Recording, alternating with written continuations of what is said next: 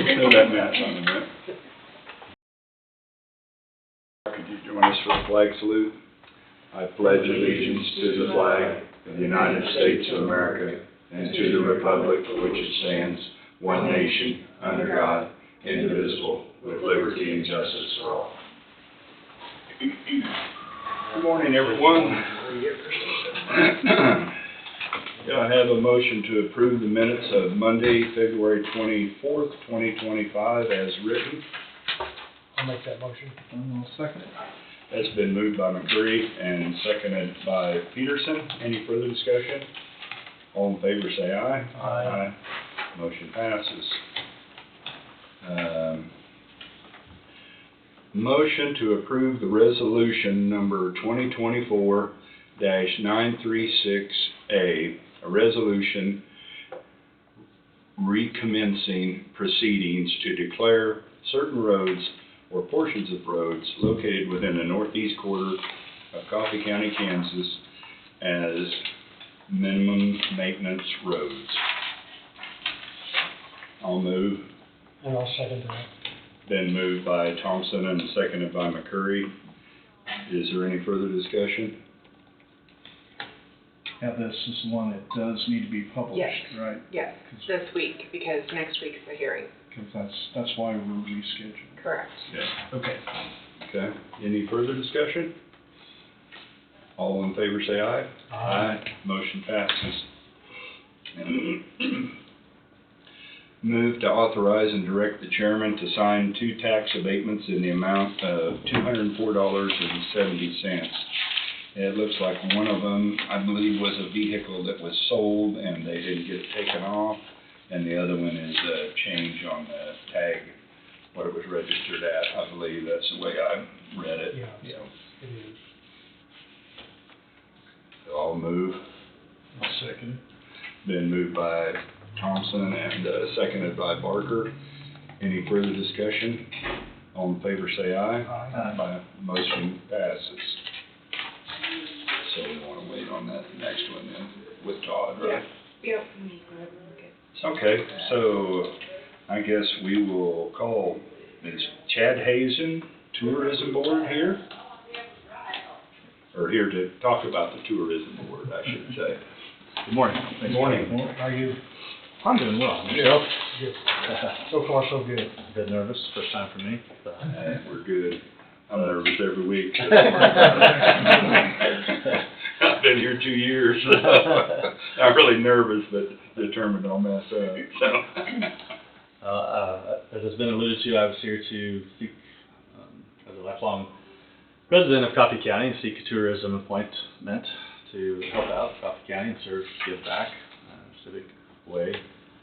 With an appointment, I'm sure that we can together work on a way to cultivate what's important from our culture and bring things to our businesses and help our businesses be known to other places and what we have to offer.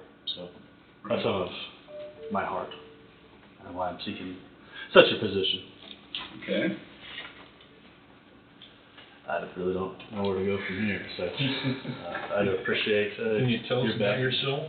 Sure. Yeah. I'm 43 years old. I was not born here. I was born in Columbus, Ohio, actually. My dad was back racing horses at the time. But I've spent everything but that summer living here in Coffee County. I grew up in Leroy, graduated from Leroy High School. I have an associate's degree in power plant technology. I also have lots of other classes that add up to what could be a 4-year degree, but in Bible mainly. I've had certifications in, I've been working at the power plant for over 20 years. I'm on finishing up year 21 in-house. So I have a wife of 23 years here in May and 4 boys that are in the high school here. That also, I think, gives me a unique perspective as one's getting ready to graduate and see what they're into and what they like. And of course, a father's heart would love to see them close and not just run away. Obviously. You say 4 boys? Yes, sir. They keep you busy then, don't they? Yeah, it's a lot of energy. Always have been a lot of. They're all within 5 years too. Yeah. So Yeah. Oh. usually people say, "Bless my wife." She stays home with them for most of the time. She's recently took a position as a business teacher here at the high school. So, and she's the cheer coach. But I work in as a procedure writer. I've been certified through the Professional Procedure Writers Association, which has been given the power to govern for the NRC, or Nuclear Regulatory Commission, procedures through the Department of Department of DOE. Slipped my mind. Energy. Yeah. Yes. Thank you. Thank you. And so there's so many governing bodies that we get to work with out there at the plant. Alphabet soup. So that's kind of the overall synopsis. Do you have any maybe pointed questions I could answer? I'm just wondering where you Sure, are. yeah. Just wondering you could sell yourself. Yeah, I live actually right on the north edge of town. Okay. So. Great. It sounds like you've got lots of qualifications suitable for the job, sounds like to me. Yeah, one of the things that we've traveled around where we've camped as a family and or just done things as a family or as a couple, that one of the things I would love to see, and I think we have a unique situation with the inflation and stuff, I don't want to take up a lot of time, but where people are looking to stay closer to home and look at those type of things.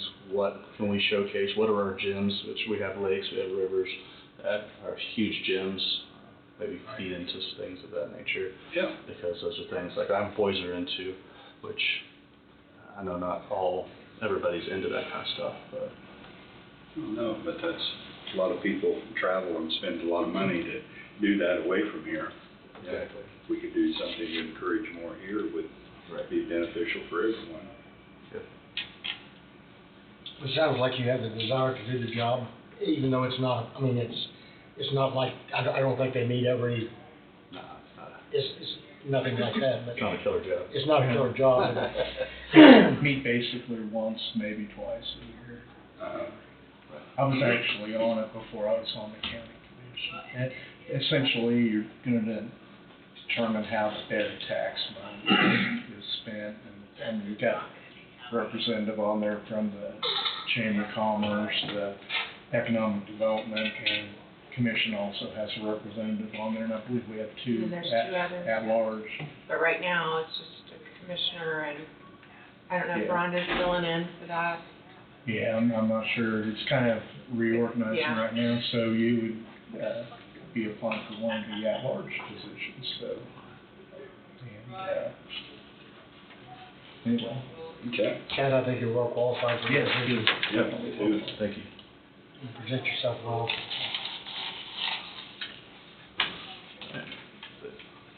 Does it have to be a motion? Or?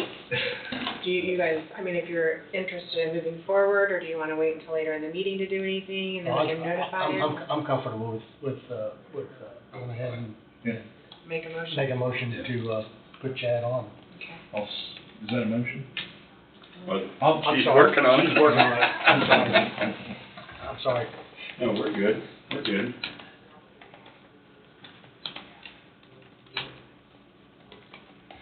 I didn't mean to jump again. No, we're fine. I gotta see how many terms, or how many years. Three, I, is it 3 years? I was wanting to say it's 3 years. One term to be determined. Yeah. yes,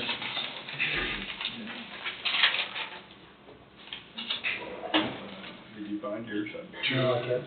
I've got it in there somewhere, I just can't that's find it. 2 years, it's a 2-year term. Okay, and it would be an unexpired too, right?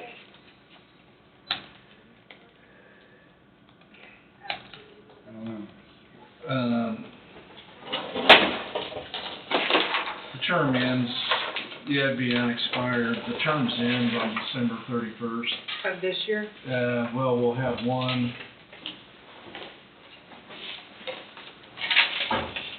This is 2025. You can make it, either 2027, expire December 31st, 2027, or 26. I'll just go with the 2027. They're staggered, it looks like. Well, let's see, if we do That's gonna be 2027 and 2.5 it's 2 years, then it wouldn't be unexpired because it would have began January 1 of this year. That'd So be we'll fine. just put to fill a 2-year term. That sounds good. to expire. December Okay, but 31st. that's over 2 years. Oh, It'd have to be 26. yeah, it will, so we won't make it. Because it's 25 now. 25, 26, Yeah. so it'd be the term of it's, I'm sorry. Well, wait a minute. 26. No, because if it starts, If he's putting it in now, that'd be almost 3 years. oh, you're right, yeah. Because if you started 2026 January, okay, yeah, you're right. Because So it will be unexpired, Yeah, but it needs to end on 26. To expire, not yeah. 27. to expire, Correct. yeah, Am I thinking right? yep. Does that sound right? yes, sir. Okay, you still okay with your motion? So McCurry moved to appoint Chad Hazen to the Tourism and Visitors Board to fill a 2-year unexpired term to expire December 31st, 2026. Do I have a second? I'll second it. Peterson seconds. Any further discussion? All in favor say aye. Aye. Motion passes. You got the job. Thank you, John. Thanks for coming in. Thank you. Thanks for coming in. Thanks for offering. Appreciate it. Okay. River City, update. Morning. Good morning. We'll start, second floor. We finished up the floor tile in the bathrooms last week, grouted everything. We're gonna start setting toilet fixtures this week, and also be starting some carpet and vinyl plank and some of the other, mainly in the offices. We're gonna stay out the corridors. Majority of the corridors are sealed concrete anyway. Also, following that up, we will be dropping full ceiling tiles in some of the offices and rooms. So starting to close it up, move out of second floor. The elevator, finished up, I think 2 weeks ago now. The masons are coming back. The plan is they'll be back this week, but be back tomorrow to lay up the elevator openings or into the elevator doors so we can finish sheetrocking those and tie our ceiling grids in at those 2 elevator locations, or 4 elevator doors rather. So that'll allow us to pretty well wrap up sheetrock. Sheetrock wise be finished, or they finished or will finish taping and mudding sheetrock on level 1 in the sheriff's office this week, minus they may have a little carryover on the elevator fronts next week. That's going to allow painting to go into the sheriff's office. The painter's kind of been everywhere as needed or staying out of people's ways. He's been in booking, he's been in the jail area, he's been upstairs, he's filling in kind of where people aren't. But he's got the windows painted around central control. He was cutting in the walls around them last Friday. So he's filling in as needed. Sheetrock, rough in, finishing rough in, trying to get everybody out of the way so we can get ceiling started on level 1 after the painter goes through there. And the big ticket item mainly for this week is Skillman's coming back to start grading. They're going to start on the south side and work their way around the building. With that, the fence is going to be coming down. We're going to leave, the plan is for now to leave the north portion and the side along the existing building to kind of deter pedestrians as needed. But it will be all coming down in the near future. But for now, it'll be the northwest, south and the west sides starting to come together. Concrete guys will follow up Skillman, get some curb and gutter and sidewalks going, and as soon as the weather breaks, or mid-April, we'll get the asphalt guys out here. I was gonna say, last week, I think it was Thursday morning, Cole and Eric gave me and Becky a tour. Haven't been there since the jail pods were set, or shortly after that. And it's come a long way. I bet so. It really looks good. Anytime, you all are welcome. We're fairly accommodating. I won't say we won't take phone calls or have conversations with other people, but Looks like a building, and then if you get like Eric or Tom, and they can tell you whose office is gonna be. yeah, and it's very, like I told you, it's very interesting to walk around with you all and listen, because you have the process of, well, we'll come in here and fingerprints, or this is this person's office, and we just see room numbers and names, and sometimes they're even abbreviated. We don't even know what what was it, interview or interrogation, or Josh had another one. I'm like, well, yeah, we don't know. INT period, right? Yeah. Here's how it's supposed to be done, though, right? Yeah, you are welcome anytime. It's, Okay. pay app, I got a pay app going into Goldberg, should be today. I was waiting on just a clarification on one, on a, I think it's a little over $1 million, between $1 million, $1.5 million, I think is what it was this month. Not quite as big as what we've seen, but still trucking along. So hopefully you all have that by the end of the week, if not, next week to vote on next week or the following, Okay. other than that, we got, pricing wise, we've got the number from the county. I know we talked a couple times, we were waiting on that PR11 for the door hardware. So we'll get that all put together and reviewed, make sure we're getting everything, and you'll all be seeing that one as well. Be another, this is a bigger one, but we'll make sure we got everything, something that's been coming down the pipe for a while, as expected. Okay. Other than that, any questions, or? I believe so. Thank you for the update. Said if you ever want, or we can schedule it on Monday, we could take another walkthrough whenever you all would like to. Okay, very good. Yep, thank you all. Thank you. Okay. Republican Chairman Bob Strotter, discussion of Convention of States. Come on down, Bob. Right. I really don't know, as far as the Republican chairman thing, it makes me feel good to be in that position. That's really not why I'm here. I'm here, so I became Republican chairman because of Convention of States, honestly. I never, can't say I was ever really active in politics other than voting when there was a president or a governor to vote on. And until after I found out that there was supposed to be a little more to it than that. And I wrote out this and put y'all together a package. I wrote this out. This is this testimony, this written testimony. I don't know if you want me to read that or not. I don't. I figured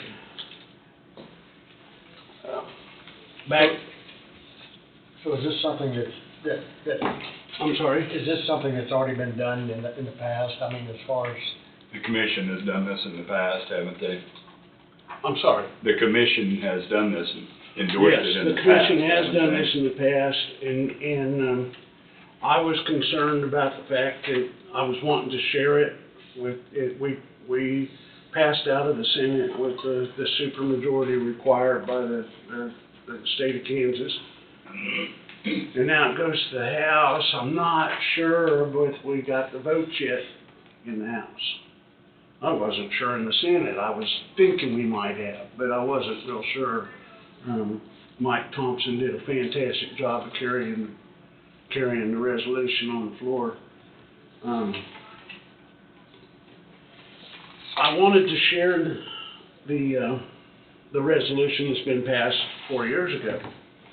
And then I got to thinking, you know what, I probably ought to make sure whether I should do that or not. And I did reach out to Wade and ask him.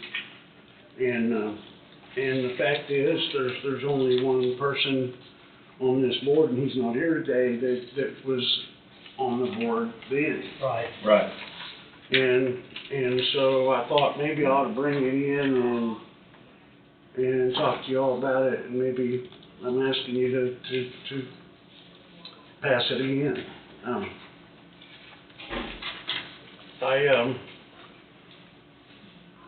I put together this little deal of, there's some really good stuff here. It's kind of neat. This card right here, that flow chart was actually, I've got a picture of it in my phone. Eric Smith at one of our meetings at the very beginning put this flow chart kind of on a napkin at Beto Junction. And, I've still got it. See? And then we made these cards. Well, on the back of it, it's actually got Article 5 you know, like a model application. The other papers, the resolution that got passed from the Senate and the notes on it. And then the next one is a page, it's got a QR code down there at the bottom of it.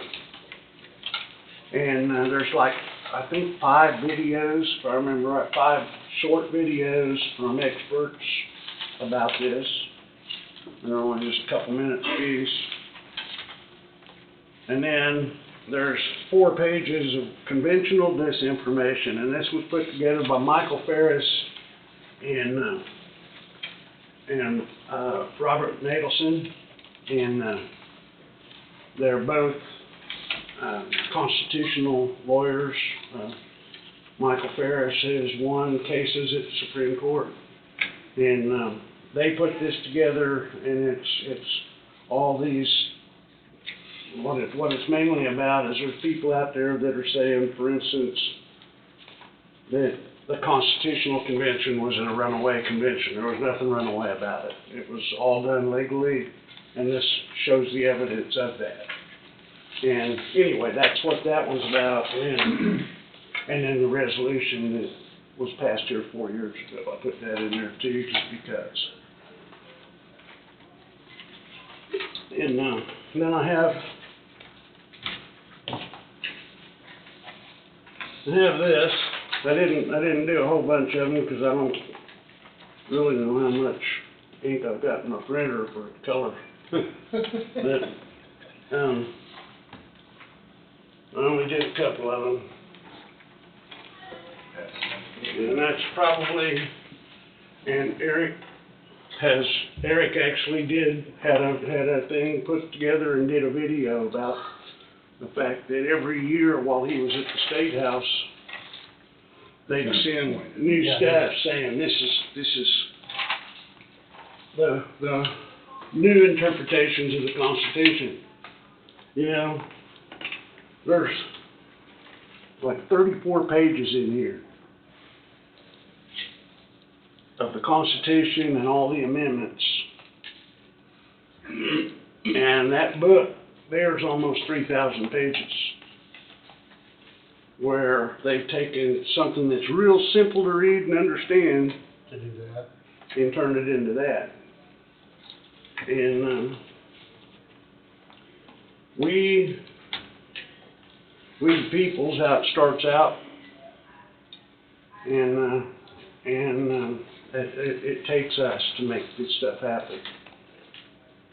How close are you to achieving, what is it, 34 states? Right, we've got 19 right now. Right. I mean, I'll sign the resolution and everything. I'm just not sure how, if it ever gets to that point, which is down the road, as long as the agenda stays purposeful, instead of, it could go array. I mean, if you're trying to get 34 states to agree with one another. I just can see some real problems. I'd like to talk about that. I mean, I don't want to string this out, but there's some concerns there that I would have if it got to that point. That model application, it's all got the same, the 19 states that have passed it all have the same operative language, so that they are caught making. Now that doesn't mean that the states have to. You know, when they hire their commissioners to go represent the state, they put it in the contract. This is what you can talk about. Ain't nothing else, you know. And so there were. If we could get 34 states to make application, and this is honestly how I feel about it. If we could, yes, there's other groups. Kansas has made application for instance, for a balanced budget amendment. long time ago. Sure. And, some states have dropped off of that. It's not, but that's, they've basically written the amendment ahead of time, and this is what we're gonna do, instead of giving the states a chance to work on it. Right. And, if we were to get the states to have a convention and say they can't come up with any, there's been a couple of simulated conventions that have happened. Eric happened to go to one of those. And, if you couldn't get 26 states to agree on a proposed amendment, because that's all it is, it's not a law, they can't write laws at the convention. Right. They can make proposals. If 26 states couldn't come to an agreement on a proposal, you still had a meeting of all the states coming together and working on problems that we know we've got to work on. The Bill of Rights, for instance, the Bill of Rights, our Bill of Rights was actually started. There was a promise made, that there was a promise made that, well, we'll do that after we have the Constitution. Well, then it wasn't happening. And Virginia made a application for a Article 5 convention for the Bill of Rights. And they were the ones that first called it Convention of States, as a matter of fact. Okay. And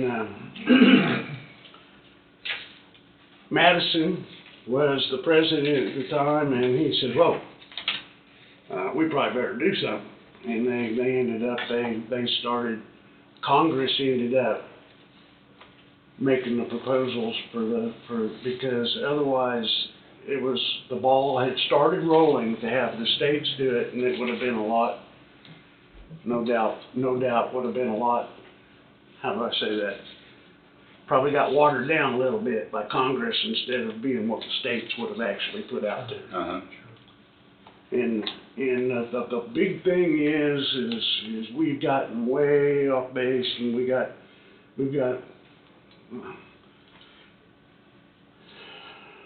here lately, it's been every 4 years, we're getting a different president, and all of a sudden, a whole bunch of executive orders. Now, understand that I'm okay with executive orders as long as the president is enforcing laws that are there.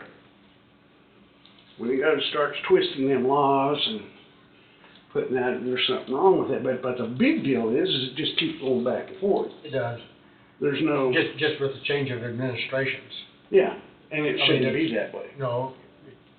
It shouldn't be that way. It's kind of like, well, Franklin, when he comes out of convention and he was asked, and he says, "You've got a republic if you can keep it, because it takes us to make it happen." And the president, when you read Article 2 of the Constitution, actually only has power that Congress lets him have. He doesn't have any on his own.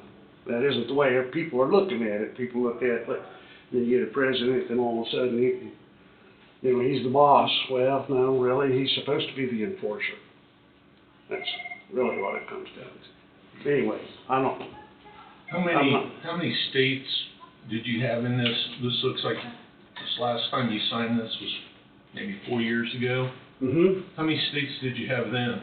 I believe there was 19 then also. So, Yeah, if I understand, I mean, It was 17, I think. 17? I think There was so. 17.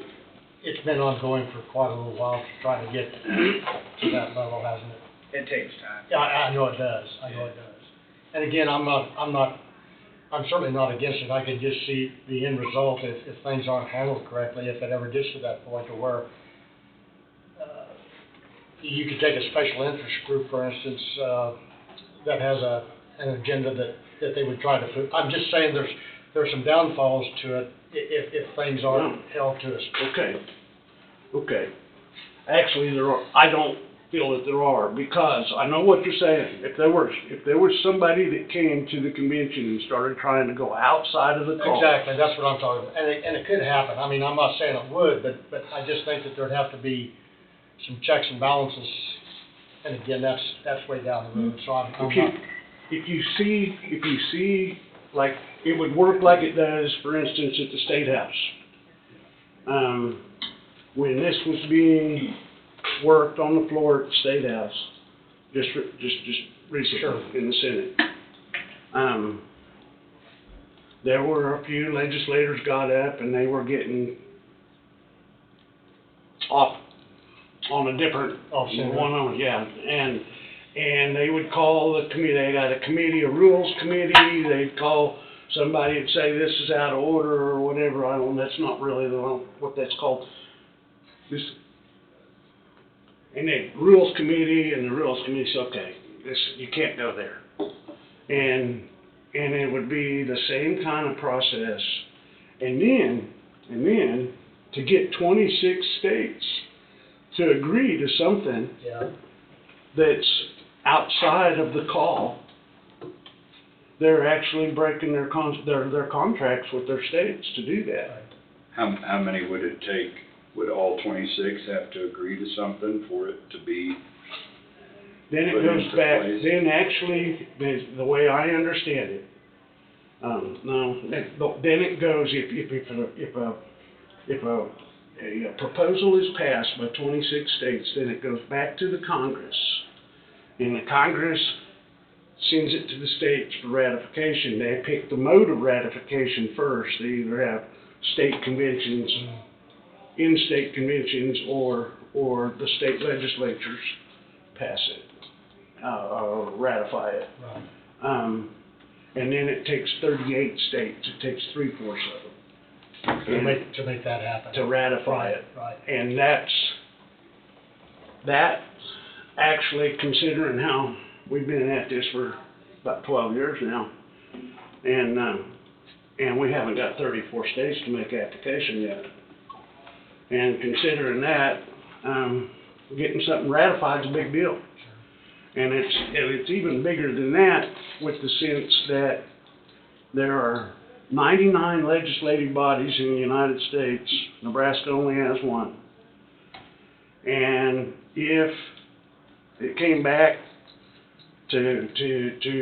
for ratification and say here in Kansas, and it passed the Senate and it failed in the House, it just failed Kansas. So 13 states, 13 legislative bodies from different states were to say no, it fails. It's hard, it's not supposed to be easy to change the Constitution. right. Right. I hope this isn't out of order. I wanted to, 2 years ago, I went to Williamsburg, Virginia for a simulation. The reason why they had the simulation, it's only the second one they've had since 2016, right? So two. When we did that, we brought a delegation, it was me and two others, for Kansas. And each state did. In fact, oddly, Rhode Island was the only one that didn't show up to this convention, which is the same state that didn't show up to the first one, right? Back 250 years ago. But anyway, so those questions, like you're asking, are on the minds of everyone in there, because it is doubted, right? Can it keep itself together and stay on track? Right. And so it is a constant battle, because everyone's got ideas. And at that simulation, you saw that as well. And it was brought up, it was almost giggled about, because of that whole concern. Sure. Make sure that we stay on track here, because we know people are watching us, right? Yeah, and I guess that would be the concern, that if it ever gets to that, as long as it stays focused on the agenda itself instead of right or left or whatever. And so the other thing that they do is, if that convention were to somehow come up with an amendment that was outside of the scope, then Congress can say, that's not in the scope. That's right. Okay. They can push it aside and say, They you push didn't it stay aside on track. Okay, That's another. Sure. And then each, you gotta have 38 state legislators that agree with you anyway, so. I just When want we're to making offer that. no, thank you. When we make application, then we're making application to the United States Congress for this, and so they get these applications, and this particular application's got three topics. And the only thing that you can do when you make application, the only thing that you can do if the state doesn't want, all right, I'm gonna be right up front with you, I'm not a great big term limits person, but most people, well, I'm not. Say that again, Bob, I'm sorry. Say that But again. I'm not afraid of talking about it. No, He's not a big term limits, right, than okay, most people. right, right. Well, see, the reason I say that is because, for instance, you know, some of these representatives that have been in Congress now for 30, 40 years, they're supposed to be the voice of the people, and if those people want that person being their voice, they should be there. No, but, Senate, on the other hand, is a whole different. The Senate was originally intended to be the voice of the state legislatures. And when they made it a popular vote, that basically took the voice of the states away from them. And that's the 17th Amendment. And It's a different way of thinking about it. I never thought about that. I first got into this, I said, well, we just need to repeal the 17th Amendment. And they said, Bob, don't talk about that. Nobody wants to take people's vote away. And so I started thinking about that. Okay, so let's amend this Bob thinking, let's amend the 17th Amendment so that the state legislatures pick the nominees for that office. And then the state votes on that. And then if that person that is the senator is the incumbent and he's not representing the state legislature, and they say, well, they just don't nominate him again for the next go around. And then the people are still voting on the one they want, but the state legislatures are picking. That's just me. I don't know if they'll let me be a delegate, so I don't know if I'll be able to bring that, but I will bring it up to somebody if they get that far. I think we're all in support of this, but you've got so much work to get another 15 states involved with the 2 every 4 years. We're putting the cart before the horse here on what you're wanting to do with it once you get there, but we support you big time, or I do. Oh, I do think too. No, I do everybody else too. does, but I certainly think that there's a lot of work to be done before we even get to a convention of the states. So getting 15 more states to represent you so it can be pushed through. I'm not sure I understand what. You're going through the process of what you're wanting to do, right? What you're when you have the Congress or the convention of the states. But we gotta get the other 15 states on board so we can even have it. And I think you've got a lot of work out there, and just not you, but I agree. everybody on that. It's been, you know what, Todd, when I first got started on this, I'll try to be quick. I was with Eric and Martin Smith and a few of us. We'd ate dinner and we were sitting around complaining about the government. Mm-hmm. And Eric had read a book by Mark Levin, and he says we need to have an Article 5 convention. And I don't want to sound like a dummy, but I didn't know what he was talking about. I must have missed that when I was in school. I must have missed that. And I thought, well, I'll look at that later. And then just a few days later, I'm still driving the track, and I go at a fuel stop, go get a cup of coffee, and there's some old guys standing around the coffee pot, and I feel funny saying old guys now since I'm here I am. But anyway, I go, they're complaining about the government, and one of them makes a comment, I don't know how much longer we're going to put up with this before we have another civil war. And I thought, whoa, I didn't say nothing. I got my coffee and I left. But I'm thinking that's not the answer. The only time we've ever had a war of that type in recorded history, the only time we've ever had a war of that type was our that reduced government was our American Revolution, and I'm pretty sure that was because George Washington didn't want to be a king. And so, anyway, then a few days later, I'm home. And Kim says, "Did you hear what happened today?" And it was an unconstitutional executive order. And so we complain and we do with each other, talk about this for a while, and I'll skip past a bunch of that. But finally, she says, "All I hear is a lot of talk and nobody does anything." And I thought, okay, and this was about the same time that I was being told I couldn't drive a truck no more because of my health. And I thought, okay, it's time, I'm gonna do something. And I was still in the truck. It was 2 o'clock in the morning when I signed the petition. So I must have not been able to sleep. I remembered what Eric had said. He's not here. I remembered what he had said about an Article 5 convention, and I Googled it. And I saw what it was, and I'm thinking, why ain't we already done this? You know, why haven't we already done this? This is a no-brainer. That's what I told him. This is Bob talking again. So then I get to looking into it more, and I find Citizens for Self-Governance and Convention of States. And I saw what they were trying to do. I saw the people that were working on it, the people that were behind it, and I thought, I'm gonna get involved. And so I did. And you're right, it's a lot. I thought it was gonna be easy, didn't I? I thought just get the word out there, everybody will just jump right on this. About it, yeah. It ain't easy. It's not supposed to be. And we have yet, our country has yet to have an Article 5 convention. We've had conventions. We have conventions actually all through our history, but not an Article 5 convention. And Article 5 is the amendment process. You know, the Congress has done all 27 of them so far. And one of those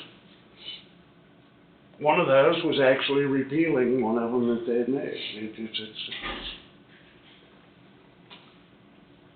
So, if I understand your appearance here today, I mean, you're educating us on the Convention of States, and since we have a basically new county commission, all but one member that signed this resolution 4 years ago, I believe you said, then are you requesting us to sign a new resolution? Yes.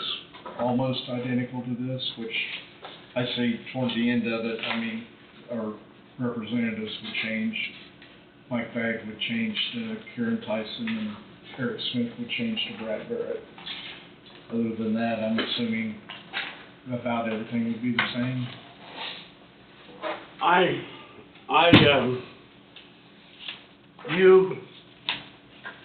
You guys were to do a new resolution, and the reason I felt like that was necessary is because that's the reason I even reached out to Wade about it, was because I was thinking, now wait a minute, Tom's the only one that's on, and I was wanting to submit it to a few of the people at the house. I'm going up there Wednesday if the weather lets me, and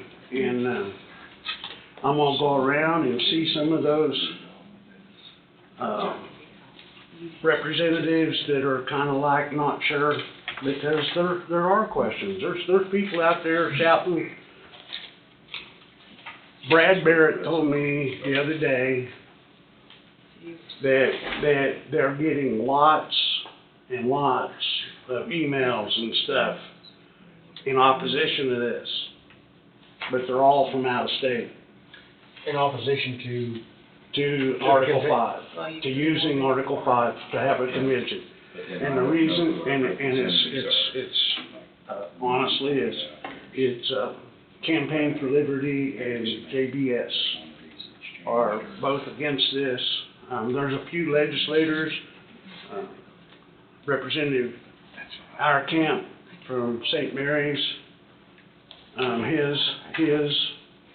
Dad is real big in JBS. And I remember back there several years ago sitting in Francis's office and talking to him about this, and he was, Bob, he says, I can see why you want to do this, I understand. He says, but if I was to say yes, if I was to vote for this, it'd be like slapping my dad in the face. He said, I can't tell. Well, I'm probably not going to ask him, because I don't want to put him in that position.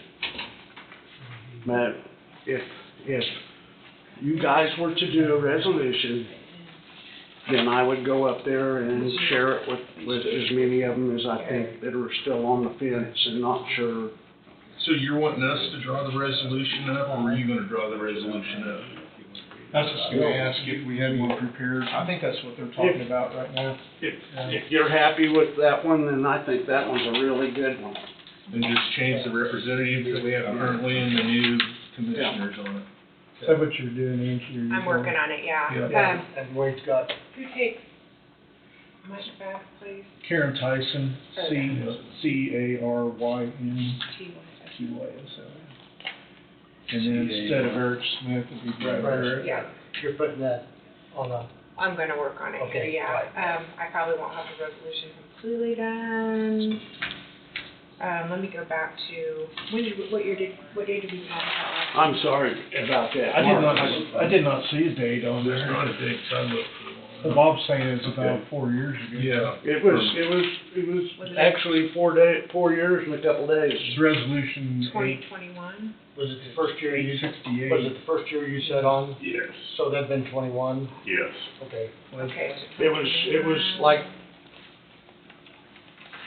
4 years and just shy of 4 years by a few days, because it was like the 12th or something like that of the month. I saw Tim's name on it, so he filled a position, and that would have been Came in August 21. 21. So it's after that. Yeah, So- it's after that, 'cause it's not in 2022. Jesse was Okay. on there, so that was at the beginning of Let's his see, first 2022. term. Let's see. But I think, it's like I've written in here, I mentioned when I first started talking, to me, it used to be, I remember my dad telling me one time I was upset about somebody that got elected for president, and he said, oh, no one man can ruin this country in 4 years, and that may be true, but they can sure be hard on it. Came close, huh? And Might have been. I used to only just go back like president and governor and stuff like that, and then I realize now, as I've learned more and gotten more, I realize the most important people I can vote for is county sheriff, you guys.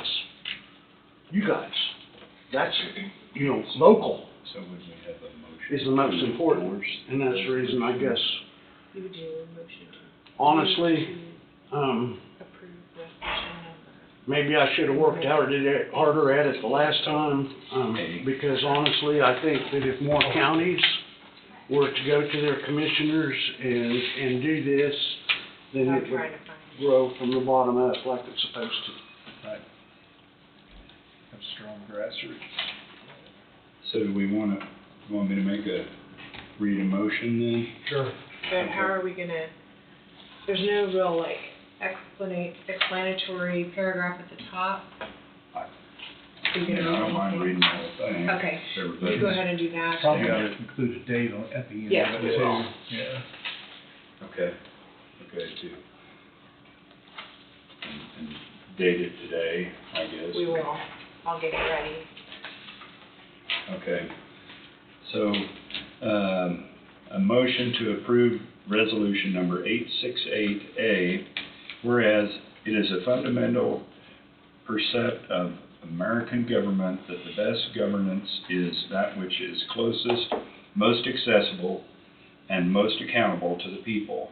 And whereas it is for this reason that our Constitution strictly limits and defines the powers of our federal government and explicitly reserves all remaining government functions to the states and the people. And whereas in recent decades the jurisdiction, authority, and resources of the state and local governments have been radically diminished by an ever-growing usurpation of jurisdiction and power by all three branches of the federal government, which has corresponded with an increasing confiscation of tax dollars that could otherwise remain in the states and localities. And whereas the realities of human nature and institutional momentum make it a virtual certainty that federal officials will not individually nor as institutions ever undertake reforms that would halt or reverse the exponential growth of their own power. And whereas, unsurprisingly, the decisions, policies, laws, regulations, and actions of our federal officials and institutions in Washington, D.C. are unresponsive to the unique needs and situations of individual states and localities. And whereas neither state and local leaders nor individual citizens have any meaningful way to impact or influence the decision-making of the federal officials and institutions which are now dictating many of the policies that govern them. And whereas it is the duty of state and local leaders to uphold and defend the Constitution and to use their positions of public trust in the best interests of the people. And whereas the needs and interests of the people of our state and local communities can only be adequately served throughout a restoration of the authority and resources originally reserved to the state and local levels of government. And whereas, because systematic overreaching by all three branches of the federal government has gone unchecked at the federal level and resulted in de facto revisions of our Constitution to expand federal power and jurisdiction, the only proper effective recourse is through the proposal and ratification of constitutional amendments that reject the perversions of constitutional language, reinstate the needed limits on federal power and jurisdiction, and restore the authority of the state and local governments which are most responsive to the people. And whereas Article 5 of the Constitution provides for the proposal of constitutional amendments on specific topics through a meeting, convention, of the states upon application of 2/3, 34 of the states, and for the subsequent ratification of such amendments by 3/4, 38 of the states. And whereas the Kansas Constitution requires a 2/3 majority of the Senate and House of Representatives to pass an Article 5 resolution creating an unusually high legislative hurdle not required by any other of the states.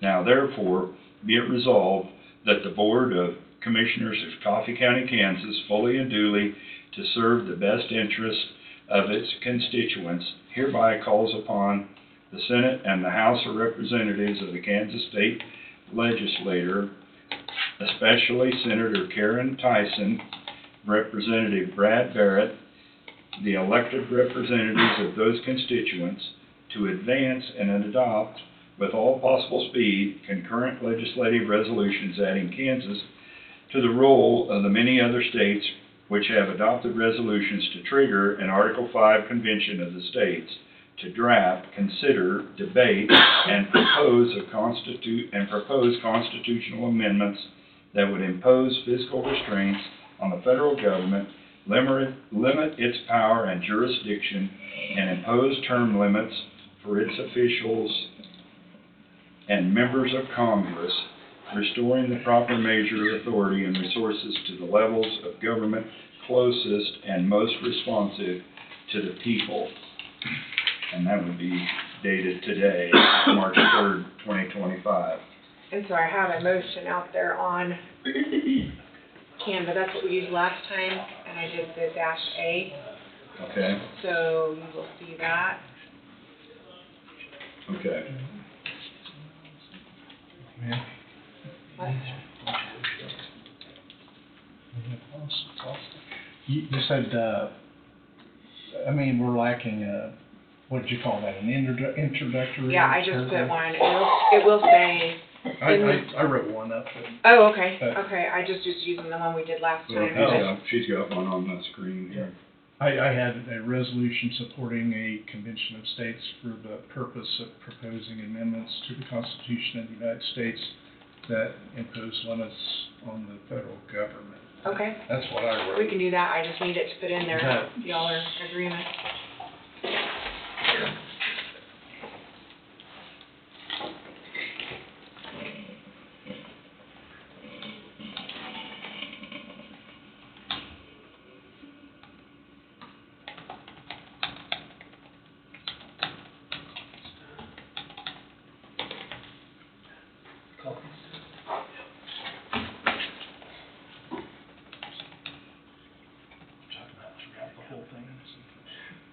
No, I'd like somebody to read it.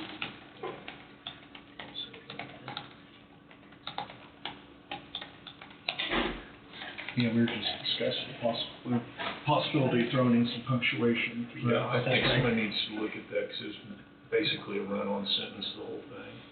Yeah, Okay. I should have stated that then. Sorry. Well, if. Not really want to do it over very Yeah. bad, but I just think if the punctuation was looked at on it, would be fine. yeah. Never thought about the punctuation should be added to it. I'm sorry. I'm just talking, replying to Todd, I never thought about the punctuation should be added to. Okay, so if we go ahead and pass the resolution and get it fixed up today, I mean, can I email it to you after they Please. sign it? Oh, and on my card that I put on there, it's got, of course, that's my cell phone, and on the back of it, Kim put my personal email address instead of going through Convention of States. If you, Okay. I would just soon go through my personal email address if you want to send an email. Okay, and then we can tweak I'll print it off with the corrections, and then we can go through and Yeah, do you could, there's, do punctuation the, later. yeah, the punctuation that was in this suits everybody okay then? Sure. In this existing one? Okay. Okay, so, want me to just read the short one again then, and we'll vote on that? Yeah. Is that- Okay. Motion to support resolution number 868-A, a resolution supporting the Convention of States for the purpose of proposing amendments to the Constitution of the United States that impose limits on the federal government. I'll make that motion. I'll second it. That has been moved by McCurry and seconded by Barker. Any further discussion? All in favor, say aye. Aye. Motion carries. There you go, sir. Thank you, man. See, you did. Thank you, everybody. You're welcome. Thanks for all your work, Thanks for Bob. coming in. I'm sorry? Thanks for all your work. You know, I look at my grandkids and I think, I gotta do this. And so, I mean, everything else, if it didn't, one of these days, my granddaughter, so all she'd think is I just raised chickens. Thanks, Bob. Thank you. Thank you. It's not easy.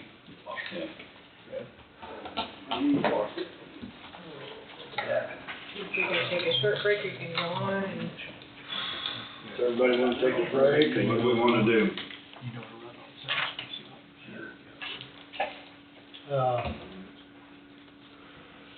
Thank you. Where you at? Do we wanna take a short break? You guys. Do we wanna take a short break, guys, or, yeah? I'm good. Out in the hurry. So, We good? Let's okay. just keep going. You wanna take a break? No, we're fine, we're fine. Okay. Okay. All right. Our 10 o'clock is KDOT contract, noxious weed director Todd Bemis. Okay. How you doing, Todd? Good, how are you guys? Hi, Todd. Nice to meet you, Nice Todd. to meet you. Welcome, Mark. Just want to take a few minutes to talk about KDOT contract with you. See if you wanted to do any changes in the fees that we charge for doing that. A couple years ago, we increased it substantially. I'm still okay with where we're at, but I wanted to talk to the commission before, making any final decisions, so. You're comfortable with that? I'm comfortable. I think we're by far way above other surrounding counties. You think we are? Yeah. Okay. Are we breaking even? I mean, we're not, Yeah, so several years ago, we just charged for actual man hours plus a fee for equipment. In 2023, we went from that up to $140 an hour for equipment and $45 an hour for each man. So it was a substantial increase, and we would be breaking even on that, yes, or not losing money. that's Yeah. what I'm looking at. Yeah, that's the goal, isn't it? So we're looking at probably, the work we do for the state, maybe $8,000 to $10,000 is all we're talking total. How many miles, Todd, roughly? Oh, God, you would have to ask me No, that no, no, today. I mean, it doesn't make any difference. Well, I mean, we've got, 58, 75, Okay. 35, 31, so Well, there's quite a few. yeah, Yeah, there's quite a few there. no, I didn't mean to put, I was just curious, So, and that is for spraying, is what that all Yes. consists of? Yes. Okay. Well, that, you know. No, we don't do the shoulder work. They contract with somebody else to do that, but we do the noxious weed. Right. Okay. And I recommend that we take the contract, because if they do have a contractor besides us that does that, we still get all the calls. So we just as well be the ones taking care of it. Well, and that, you know, I mean, it's not like you've got a bulldozer or something out there running. I mean, for the type of equipment that you're Right. running, I think the 145 Yeah. would cover that, you know. It's myself. 140. 140, Yes. okay, I'm sorry. And then 45 for each. And 45 for each man, yes. Yeah, so that, for I each mean- man, including even the man running that equipment Right. gets, now, I think you're fine then. I mean, there's the rare instance where we run a tire or something like that, but. you know. Well, yeah, but that's part of operation. Right. So, if you guys are okay with leaving it where it is, Angie's got a motion. I'll need to change that vice chairman to chairman. Oh, did I miss one? Chairman, yeah, good catch. Okay, all right, so, motion upon the recommendation of the noxious weed director to accept and direct the chairman to sign the KDOT contract between county agreement. Is that what we want? Mhm. To sign the KDOT contract county agreement to treat noxious weeds. I'll make the motion. I'll second. It's been moved by Peterson and seconded by McCurry. Any further discussion? You furnish the chemical, correct? I mean, they. Yeah, they pay full cost for the Right, chemical. right. They don't get the cost They share don't like get a our cost share, landowners. right, okay. Yeah. Any further discussion? All in favor say aye. Aye. Motion passes. All right, thank you. It's on the back page there, Lee. Okay. District engineer. Yeah, I'm not there, no. The one right next to it, right here. It says title. It doesn't say, chairman to sign there. And it says district engineer for title. They might have changed that. Let's see that.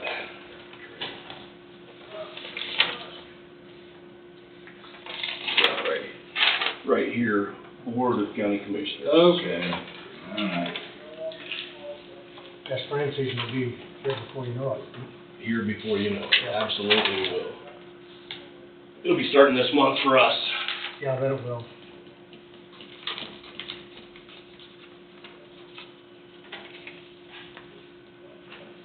So I wrote chairman in there where it said title. Okay, That's what you're perfect. looking for. All right, thank you, gentlemen. Okay, thank you. I know what you got for us. That's all I've got. All right. All right, have a great day. Okay, thank you. Nice meeting you. Nice meeting you too. Road and Bridge Supervisor Adam Hope, Bid Award. Good morning, Adam. Good morning. How you doing? Good, how's everybody doing? Wonderful. Good weekend, no call-outs, pretty quiet weekend. As far as that, I really just have a motion, on a road sweeper or broom on a to trade in and notice of disposal and purchasing a new one.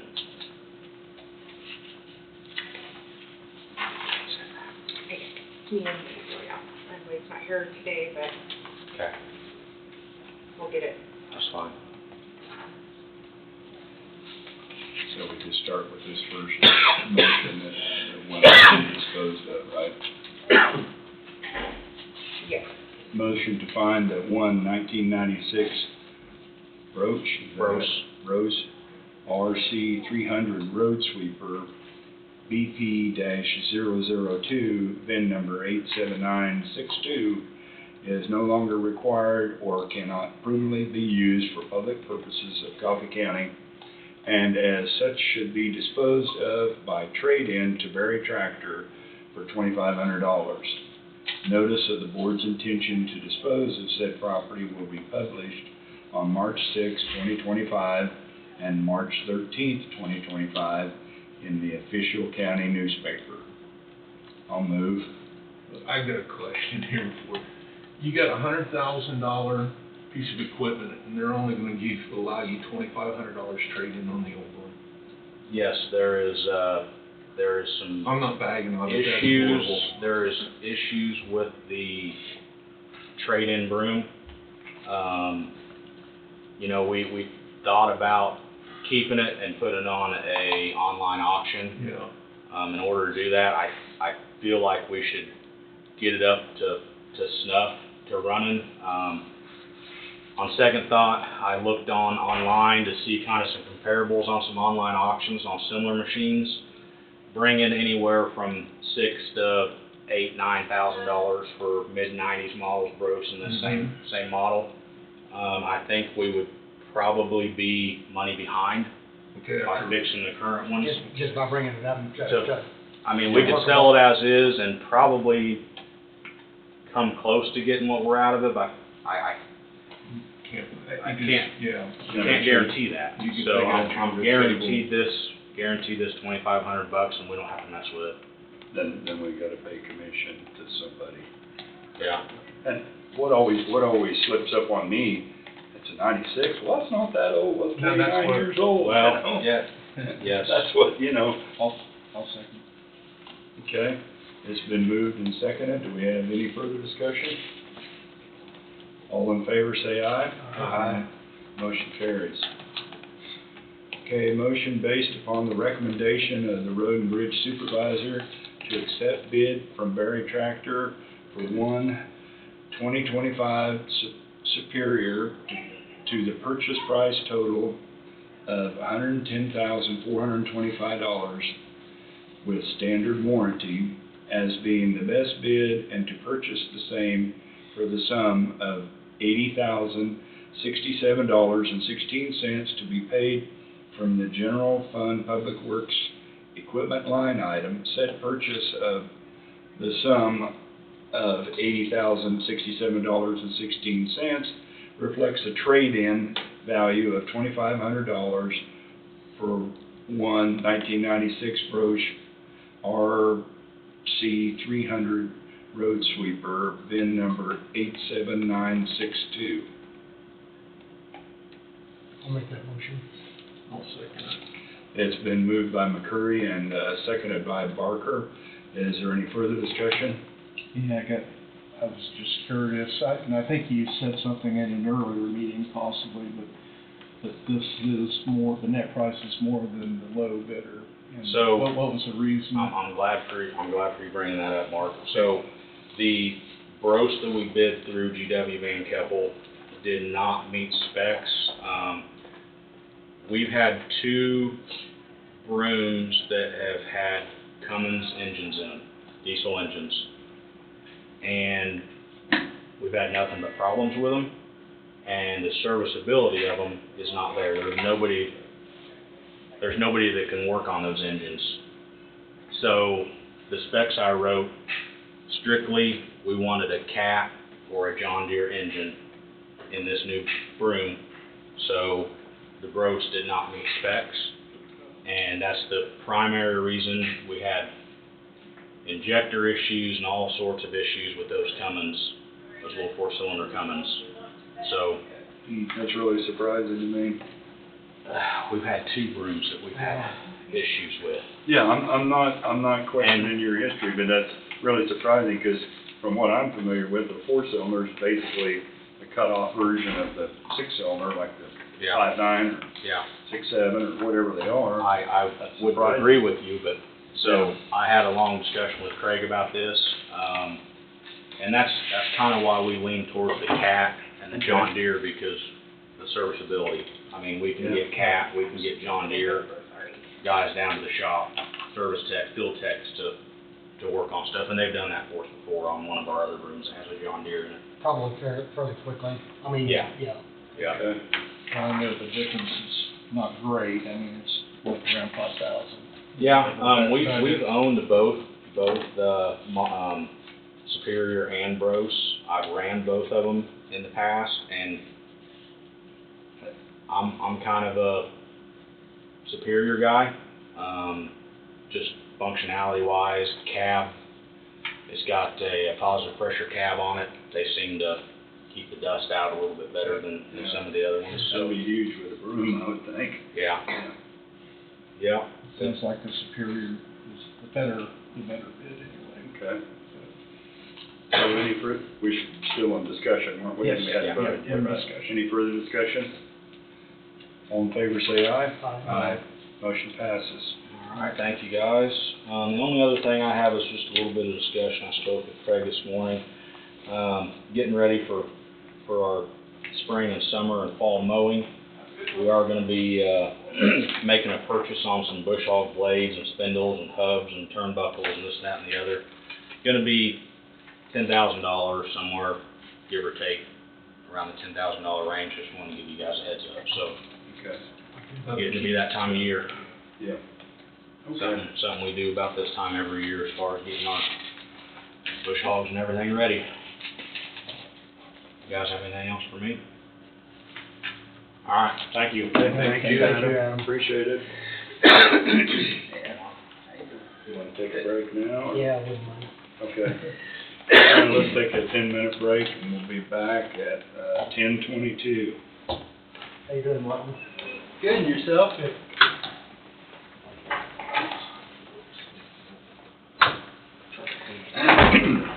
Okay, we're back in. We'll take just a minute here for Saban Giannis. He needs to speak to us for a second. I don't know if it's need, but I'm Well, here. You're probably about the hour, so get you up here and get you going, man. I will stay true to what you all ask is 5 minutes or less, so it should be good. Actually, I just was coming to update you on a couple things now that we've come through the winter months, so to speak. Just a couple updates. On the airport project, we've reached out to Killo Construction. If you remember, the frontage road, which was part of the county's responsibility, Killo was the low bidder on that. We knew they would wait through the winter to do any road work. We're looking to get a date scheduled with them for a pre-construction meeting sometime in mid-March. So I'll keep you posted on that, but Okay. I've looked at that property driving by. Is it coming out at the property line, or is it gonna come out at the mile right to the north of the airport? the The new frontage road. new frontage road is gonna literally follow exactly where you see the temporary construction road put in, and trailing all the way back past Canseal to the tie into the existing location. So it's pretty much a straight shot. It's not going to the north. Not yet. Yeah. Not yet. Okay. What we have discussed was, because of the CDBG funding and the bids coming in low, to spend those resources, we're looking to do a second package that would Okay. take it all the way to the north. To the road. Yes. Okay. And Saban, correct me if I'm wrong, just for Todd's information, when that's done, that will go parallel to 75, but then it's gonna curve back and get a little further away from the highway in order to make room for a truck to get, because you might be turning around and going out and getting the other side to turn on, so it'll be back a little ways from the Correct. corner, correct? It'll swing to the east, and Yeah. And that also is kind of a requirement with KDOT, because separation of that drive from 75 highway, we don't want to bring it in too tight where trucks have issues and you've got to. Well, yeah, if somebody was sitting there waiting to turn, Yeah. then you got a vehicle trying to get off of 75, it could be an issue. Correct. But that'll be bid separately, that part of it. Right now, that's where we're headed. Right. We still have some discussion with CDBG whether, and we're working on the design plan for that piece now, but, you know, that could be something that possibly gets joined into the project. We haven't got that finalized yet. Okay. One other item, two things with that too. You probably have seen the utility work is going on up there now. That will continue to go on to provide services to SSM. And then kind of wanted to give you a heads up on KDOT had reached out to me actually a couple months ago. Because of SSM going in, they have asked for us to get some traffic information, projected traffic information from SSM to see how much traffic they're going to generate at the airport. And this may end up requiring that we do a traffic study at the existing driveway of the airport. Depending on the numbers I get back from SSM, we have to provide some information to KDOT, but it's possible that that entrance may need to be widened, and we may need to look at a turn lane on 75 highway, just again, more for safety. I sure hope they would widen that. Yeah. And the turn lane. But KDOT will require a traffic study, so I would be back in front of you again to say, here's what we need to do for a traffic study, I'll present a proposal and go from there. Because they're pretty particular about widening drives and adding more drives to state highways, I believe. That's my Absolutely. experience. Because Absolutely. I've tried doing that. Particularly US highways, like US 75. And then, I just quickly wanted to give you an update on the water study. We are running a little bit behind schedule just because some of the water districts, you know, we're working with some other engineering firms that the water districts already had on contract. So we're trying to get all that information collected. I think we'll get that. I had targeted the end of February to be done with that. I think we'll get done with that and be able to bring a draft to you here in March. But I want to let them get their work done on that. Okay. So those were just a couple items I just wanted to keep you abreast of what's going on. I think I'm under 5 minutes. Yeah, you're just right at it. Anyway, thanks a lot, guys. Thank you. Thank you. I'll stay in touch with you. Okay. Emergency Management, Martin Ernst, Lebo Land Tower Agreement. Good morning, everyone. Good morning. So we've got a couple of motions this morning from Emergency Management. The first one is for re-signing of the Lebo lease agreement. And the motion that we have is upon the recommendation of Emergency Management Director and approval of the county attorney as to form, we move to authorize and direct the chairman to sign the land lease agreement, the City of Lebo and Coffee County Board of Commissioners for the lease of a 75 by 75 foot tract of land located at 556 Old Highway 50, Lebo, Kansas, for the lease price of $100 annually to be the site for construction of one of 3 radio communication towers. Funds to come from the Emergency Management Radio Maintenance Fund.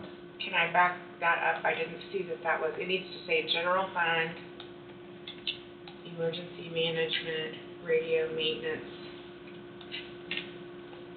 department. Emergency Management Radio maintenance Department Fund? line item. Line item fund? Line item, no fund. Oh, line item. Sorry. Okay. I didn't catch that earlier, I would have called you. Emergency Management. Radio maintenance department line item. Radio maintenance. Okay. So we can just use him reading that, I assume. Mm-hmm. Okay, I'll move. I'll second that. It's been moved and by Thompson and seconded by McCurry. Is there any further discussion? I guess I'd like to state that the other day, I remember how long ago it was when we talked about this, I questioned us paying rent. And the other day I was visited with Mr. Bowie, and that the purpose of this rent figure was just to establish that we were renting it, to make it a viable contract, and that way, somebody else wants to lease space on our tower or something, then, you know, we're paying the city for it. So I hope I didn't offend anybody by my comments, but I wanted to clarify that. And also, there's a note on here, right, that this is being re-signed because a little bit of the wording's changed. Is that correct? Yes. So the original paperwork that this board reviewed and then was sent to Lebo and Leroy as well, I was anticipating the city needing an ordinance to move forward. I found out later that they didn't, so that language was removed by both the city and the county. The same agreement, but removing the reference to a resolution in order, since there's a motion that sort of captures and will memorialize if anybody wants to come back and see where it happened. Okay. Is there any further discussion? All in favor, say aye. Aye. Motion passes. So do I just give you the lease agreements to sign then? Okay. Yep. And the first one's one we just did, right? Or both, The two both, of the same? yeah, Okay. they're both the same thing. Okay. And just a soundbite while that's happening, so as part of the conversation of putting these together, later on down the road, there may be some sort of provider that may want to come in and approach the county to put some sort of equipment on one of these towers. And this agreement references that and that possibility, and that the county would receive that. Well, if the city requires it, it has to go through zoning for both the city and the county. Depends. I know the county requires it, but whatever that amount would be, and let's say a cell provider wants to put equipment up, and they would negotiate with the county, and the county would get that stipend. Now, the reference in the agreement is the city, even though the county gets that stipend, they indirectly get a benefit, one, of the tower, because their services are enhanced for emergency services, but they would also potentially be enhanced by providing whatever that equipment is that's on that tower, which would then enhance the ability of those citizens within I would think each community to And then receive that benefit as well. So either way, the cities are receiving a benefit by these towers being put in, the city and their residents, if that makes sense. Very good. Do we want to wait for Yeah. Angie?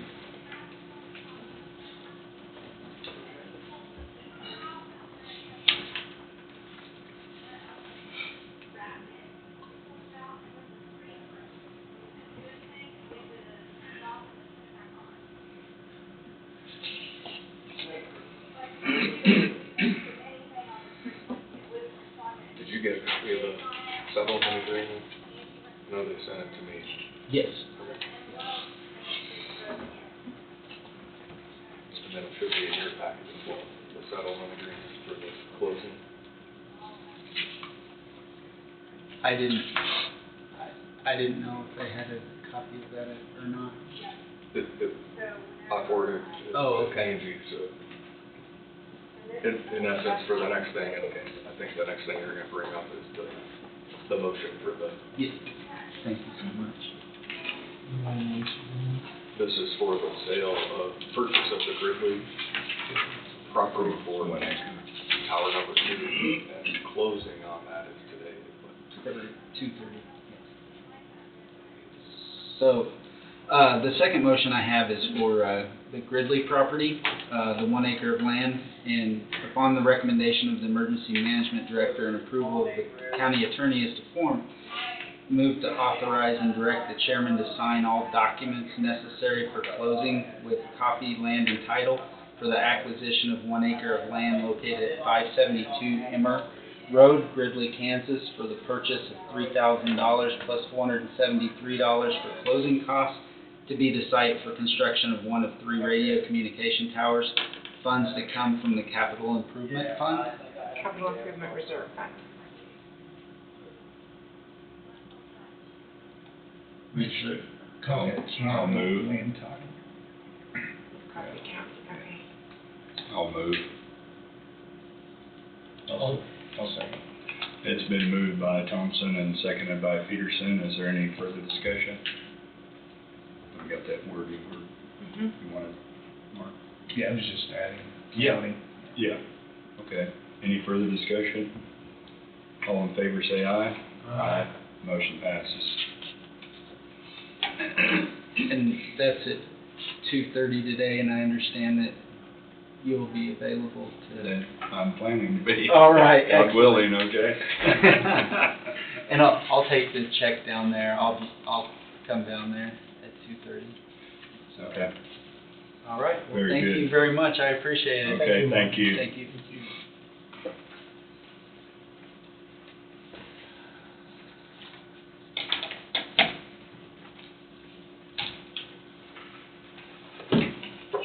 So, It's just one, there's a lot of comments. I guess Tom's next, right? Mm-hmm. Sheriff Tom Johnson, jail project invoice.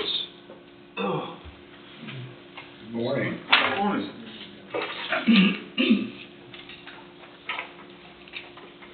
So I have, first of all, I got two or three things. I have the contract for the hospital for medical services that I'll, suppose need you to sign, Mr. Chairman. Part of that agreement, as you can see if you want to go through it, is there's a $10,000 startup fee that we need to pay them to get this started. And I have a voucher that I've filled out that I'll present to Angie or whatever, but here's the contract for that. But we'd already approved that. We've already approved it, yeah, we just need to have a signature. And then I'll get that to Stacy Augustine at the hospital. They're supposed to be here today, I believe. I think they're on the agenda. They canceled. They can't. Oh, they did? Could Okay. be next week, I guess. I'll try to get it to Stacy then this week, and so she can get it signed and copy to us, back to us. So, Tom, I'm not sure it was approved. I think it was discussed, and then I was gonna add the changes, and then they wanted to see it. Okay.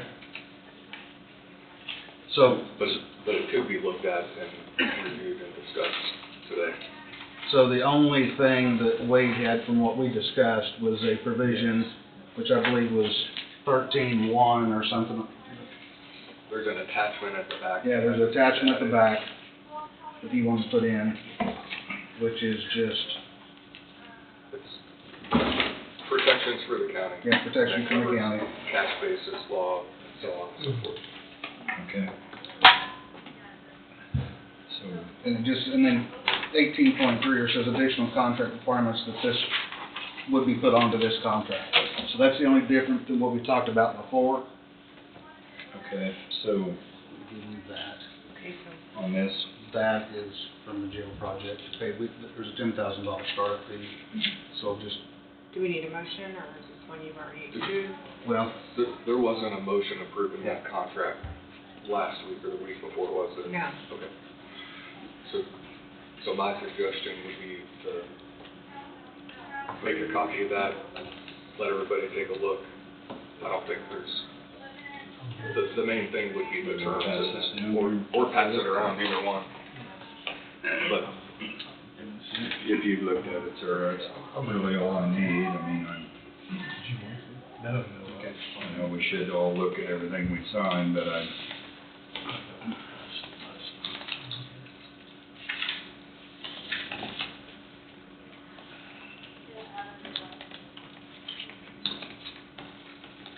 move that down, so kind of like when you're typing. Yeah. Reading, you know, I'll move it for you. See if she can keep up. All right.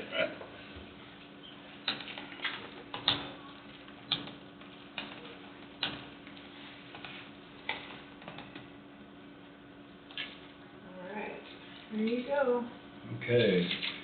Motion to approve the agreement for medical services between Coffee County Hospital and Coffee County Justice Center as as the contract provides. Yeah, as the contract provides, that sound right? Is that how that's gonna be referred to, Coffee County Justice Center? Coffee County Law Enforcement Center. Oh, yeah. So do we need to change the wording? Yeah, you say Coffee County Law Enforcement Center. Okay.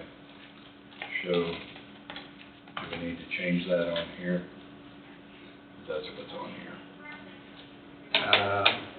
Whatever you think, whatever your attorney thinks, I suppose. I mean, It probably needs to be law enforcement, because Justice Center indicates that there's probably the court. Is that how it's gonna be referred to from here on out? It won't be jail, it'll be law enforcement.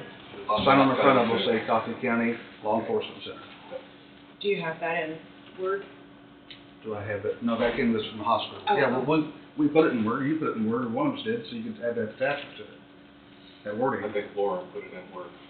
So I can get it changed, I suppose, if we need to have it And changed. bring it back up? Okay? okay.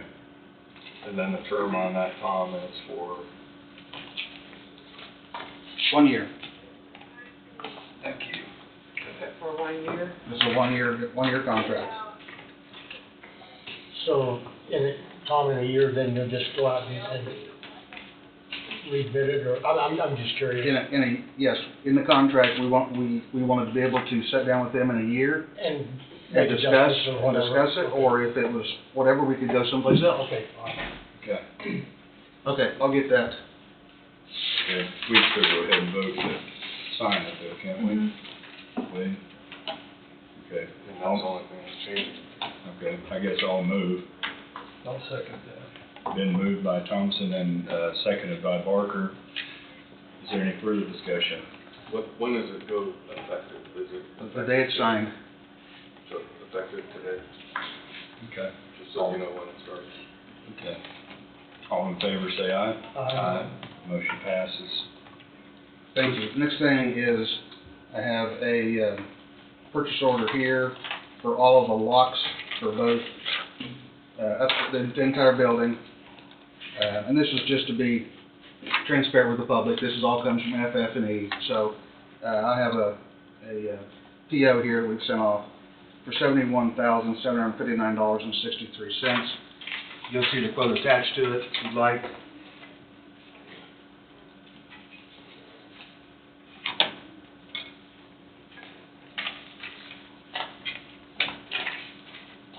Anybody want me to pass this down, or? You want me to take it?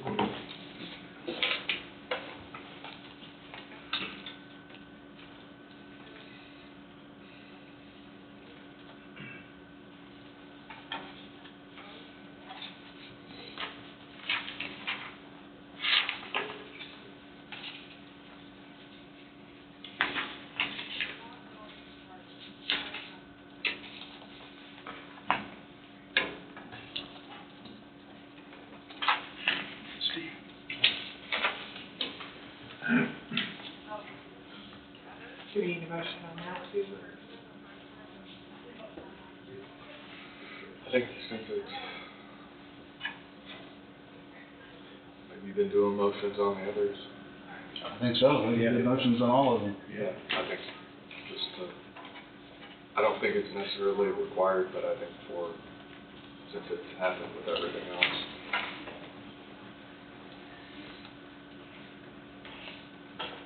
Tom, while she's doing that, back on the services provided by the hospital, you said that that contract was active as today or whenever we sign off on it. Are they providing services also? So they'll be providing services in 90 days. Should we wait 90 days before we sign that other than $10,000 so we could get That's 12 months of service instead of 9 months? Never thought of it. Never thought of that. But was the 10,000 to get some equipment? That's what they call that startup cost for them. It can. Right, I don't know. So, I'll tell you the way I interpreted it, is I interpreted today would be if we signed off on today, today would be the start date. But of course, they're not gonna be in the building until June. Right. So Maybe June would be a date that we actually set as far as from that point on. For services. For services, Yeah. absolutely. But they've got to have, they wanted that contract signed and that 10,000 up front to get some equipment purchased, or buy get this people, stuff, right. whatever, get people hired, or whatever it is, I don't know, it says in there what that's Maybe they for. need the contract signed To enable them to enable them to go ahead and to take Yeah. to their board or whatever. And services provided once we're up and running. So Yeah, agrees it's a to pay- good idea, Todd, I just. The yeah, facility maybe agrees to they pay a need that one-time money startup now. fee of $10,000. This fee covers initial costs for setting up the medical services, including but not limited to recruitment of staffing, EMR setup, training, administrative expenses occurred by the provider in the commencement of services. That's what the 10 grants for.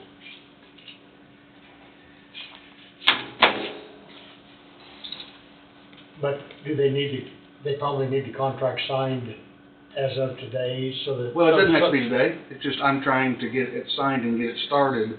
Again, I just don't want it to be June before we get this done, and then they haven't got their portion done when I'm ready to move inmates in. Well, it sounds like we can get that wording corrected or whatever, and I'll be around today, I gotta be. So do you want me to put in there that the contract is valid when they begin work on premises, or what? How would you like me to state that? I don't know, because I think you need a date certain, but having it start when they actually are on site makes sense as well. So sign the contract, but so when, So can we give them the 10,000 or whatever startup money? and- Oh, and then- I'm all for that, to get them Yeah, started. yeah, but I mean, just, instead of start of, 9 months of set- service compared to 12 months of service, that's all Yeah, I'm concerned yeah. about. So how about if I go in there and change that paragraph or whatever, and say the year, begins the day that they are on site? I'll add that little caveat in there. and they would be good, with that. I mean, Well, if they don't, they'll No, send no. it back to us, we'll have to. Right, that's what I'm getting at, is that if they need a signed contract as of today to go along with the 10,000. Well, they haven't Just- signed it yet, so they can approve it. Right. when it Yeah, gets so to that's what I'm the saying. So when we get in the contract, they don't like it, then they'll bring it back to our, Okay. Yeah. we'll be Yeah. back to the table again. Sure. So, That's a good they've point. got a meeting tonight, don't they? They do. That's a good point, Tom. so I'll try to get this scanned in then and forward it to Stacy with the change. I'll talk to Wade and show him the wording change. I still think you need instead of a date to be determined in the future, I don't like that for contracts, and then, No. they could say, well, we started on this day, and you could say, we started on this day. So do we want to tell them June 1st or June 1st then? I'd rather you pick a day. So we'll just pick a start it day, on where the if we don't get in there till the third week, at least we put June 1st, because they're gonna have to be on site with us. They're gonna have to be stocking stuff and getting Sure. stuff, so we'll just Yeah, put June ready 1st to go. on. How's that? Okay. Okay, I'll get that I changed like back that to you. Okay. Sorry. So I've got a motion to pay IML Security $71,759.63 for Networks Prox Reader and keypad exterior and interior locks. Schlage, how do you pronounce that? Schlage, C Keyway, exit devices with audit trail and generation 3 PoE gateway.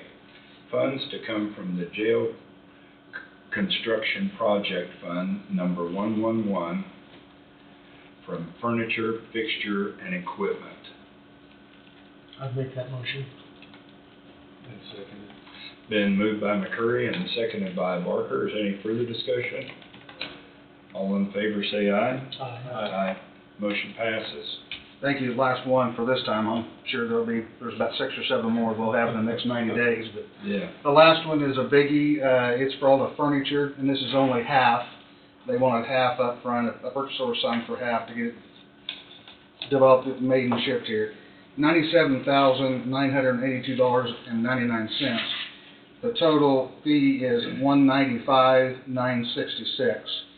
This is half of it, this is the quote, the total quote, and here's a purchase order that you can look at to have signed again. That all comes from FF&E, it's already built in, it's nothing extra. I'm just trying to be transparent with all of you, what's being paid and what it's costing to put this building together. Yes.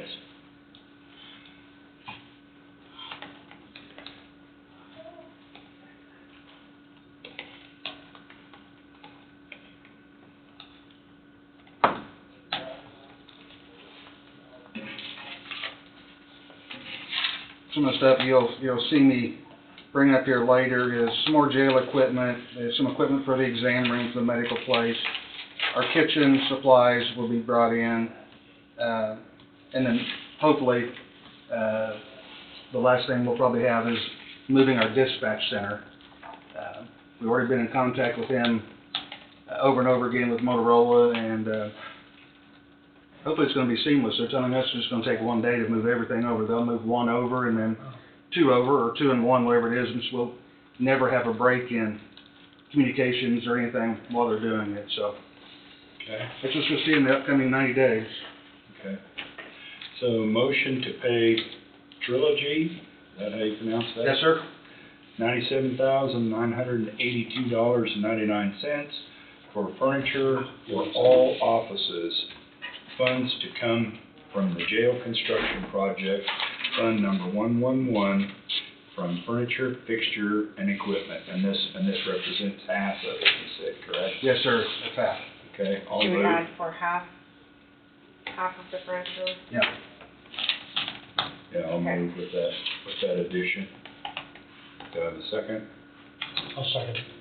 Been moved by Thompson and seconded by McCurry. Any further discussion? Yeah, I got one question. You said about half, is that from that vendor, or is there other vendors that are? No, it's one vendor. One vendor. Good question, Mark. One vendor, they just asked that to get it started, we get a purchase order for half. Okay, any further discussion? All in favor say aye. Aye. Motion passes. Thank you. I will, get this wording signed and back up. You guys will look at and wait to look at it, whatever. Great. Hopefully get that done today. Okay. Thank you. All right, thank See you, y'all sir. later. You betcha. See y'all later.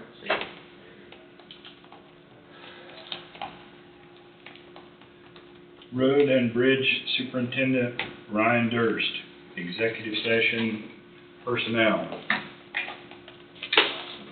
Good morning. So, yeah, I would like to request a 15-minute executive session for the board, myself and Wade, to discuss non-elected personnel and job performance. Motion to enter into executive session, you said 15 minutes? Please. Okay, 15 minutes to include each of the commissioners, Road and Bridge Superintendent Ryan Durst, and County Councilor Wade Bowie II, to discuss personnel matters of non-elected personnel regarding job performance under the Kansas Open Meetings Act, KSA 75-4319B1. Okay. Okay, so for 10, right? 15. Okay, I'm sorry. I'll make that motion. I'll second it. Been moved by McCurry and seconded by Barker. Any further discussion?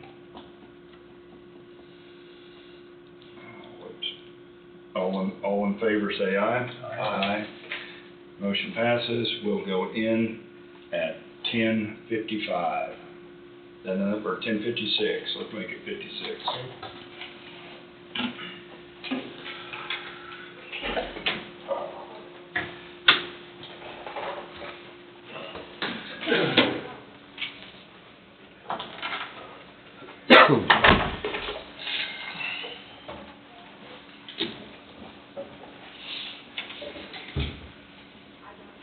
So do we want to try to get Tom on the cell phone, or what do you think? Okay.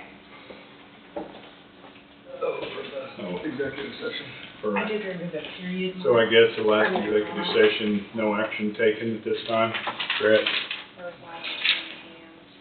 Last thing I got is just an overnight stay and travel notice. I got a conference coming up down in Wichita.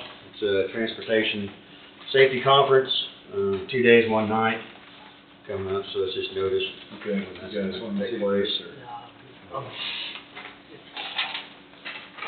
So that'll be a new conference. I haven't attended that one yet, so I'm excited. There's a couple good topics, and I think it'll be beneficial. That's all I had. Very good, very good. All I had. Very good. Sounds like it's gonna get wet maybe, some Yeah. rain, and maybe a little windy.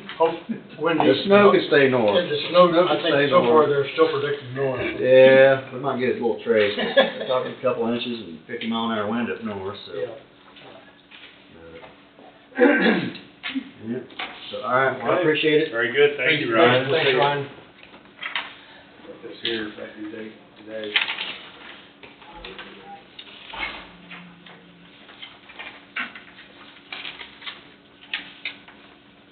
I gave you a copy of the revised resolution that has, basically, we just added some semicolons at the end of each paragraph because resolutions generally are very wordy. And then I removed a comma on the second page about the third line up that wasn't needed. Okay. I didn't think. That's good. And a date on it. Yeah, there was a date, so, if you're good with that, I'll, print off a fresh copy, and then you guys can all sign it. Never change And then here's everything this to one to sign, you passed earlier on the minimum maintenance roads.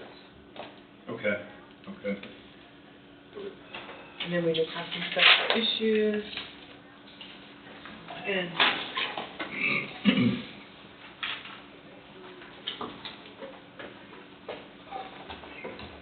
Did that minimum maintenance road resolution make sense? It was a long and winding road to get Pun there. intended. Pardon me? Yeah. Do you need anything? I've had this corrected. Because Okay. those roads have already been commenced. And then they went to zoning, and then they came back, and then they were resent to zoning, Yeah. and now they're coming back. And when it comes back, three that were in the original commencement that are, one of them is being modified and two of them are being removed, which is why it's recommencing. Okay, so we wanna talk to Sheriff Johnson again for a minute, and see if he's got the correct order. Probably not. Thanks for the support. Whatever. Thanks for the support. He's gotta have something to smile about Yeah. today. So I went through the contract, had my staff change it to the Coffee Law Enforcement Center, and it had our 605 Neosho address. It's truly gonna be 625 is the new address. So we changed all that. I did not change the effective date on here. So today, for example, will be the effective date. The reason I left that was because it says, this facility agrees to pay a $10,000 startup fee or whatever. The startup fee is payable within 30 days from the effective date. But what I did change was, the facility agrees to compensate the provider for services rendered under this agreement beginning June 1st, 2025. So it says their services are going to begin then. We're signing this agreement to get you your 10 grand, but your services don't start until June 1st. So I can then say a year from now, we're going to do it 90 days, 6 months, and a year. Right. So that ought to be our start days for when we have our set downs. Okay. You guys okay with that? Yeah. so we need to put effective June 1. Well, the true contract is gonna probably start today since we're gonna agree to give them 10 grand. Okay. It's just the services Doesn't start until June 1. until June 1 And that's when is the earliest date that we're gonna get in. Truly the 5th. So when you sit down with them next year, it'd be June 1. That's right. Okay. We should be able to sit down, 6 months or 90 days, Whatever. 6 months and a year is our final decision, yeah. So if that's true, then I'd say contract effective today, but with services to begin June 1st, 2025. on or about June Yeah. 1st. Yeah, again, that's just they're telling us to give us the keys to the 5th, but it may be the 3rd week by the time we get everything moved over there and ready to go. It may be later on in June. So, Amended that motion. there's contract for somebody to sign. So effective date is today. Effective date is today.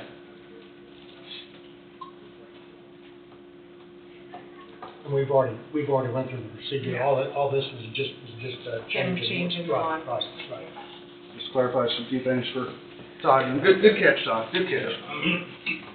You know, we're in a time right now with money and stuff, we need to get all the bang for our buck. Yep. No, that's a good catch. I don't think the coffee house systems will care. I don't think they will. Yeah, it's just legally saying, yeah. Yeah, right. Because the issue is that they're needing startup money now. Yeah, Other than that's it what wouldn't they're be wanting to begin with, complicated, yes, so.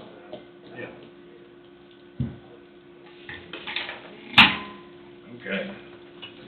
Then that's that, so we'll gotta do that again too? I suppose we have to do it again, and, So you designate where that money's coming from? yeah, it's on there. Gerald? Yeah, what state of our jail fund? You need this back there, Tom? You want a copy of that before I send it? Well, or no, wait till they sign too. Oh, yes, I mean, yeah, but I'll send it to Right. Stacy, is what I'm saying. Yeah. Okay. Then once we get a true copy back, signed by her, then I'll forward it to Angie, so you guys can have a copy of it and have it on record.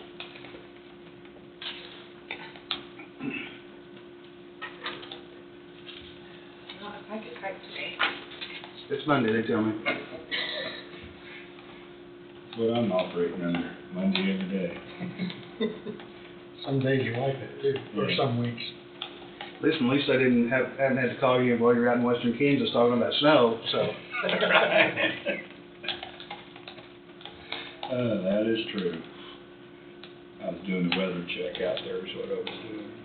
Well, let me tell you, so that was a expensive weather check, and you could've got on your phone or computer and done it from home. Gotta pay the bills, right? That's right, that's right. It's not done yet, I gotta get the actual name of that line item. Can't remember it. You mentioned it before, and I think it's been mentioned in here, but just to reinforce online the importance of keeping these services local with the local hospital and not bringing somebody in from the outside. That's I think, a huge step for. And I'll say it again too, I appreciate Coffee Health Systems, Stacy Augustine and her staff sat with us multiple times at the table, you know, discussing this and saying, this is not gonna work for us, what can you do for us? And they came and did what we needed to have done, so. Yeah, I'm really pleased that you guys were able Glad to you come got up it with done. it. Yep. Yeah. There's no S on Coffee Health Systems. You Should be just Coffee Health Systems. need a P up there on the pay also. At the top. Oh, told you my typing. Yeah. I can told check you. my pronunciation, I can read the A. Yeah. She told you she couldn't type, but bringing it up. Sound like I'm from down under, wouldn't I? Okay, motion to pay Coffee Health System $10,000 for the jail contract startup fee.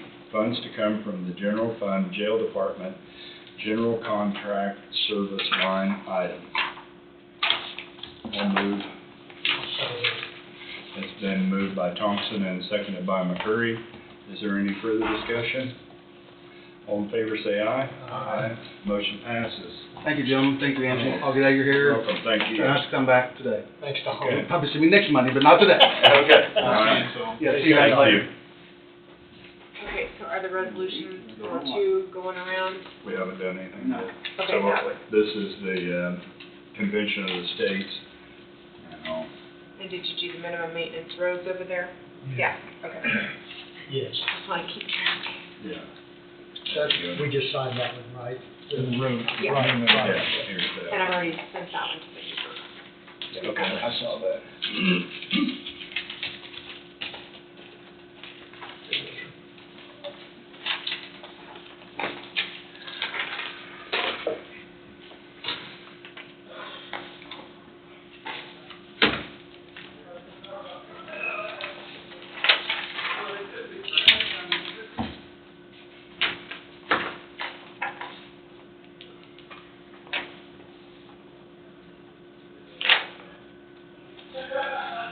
So.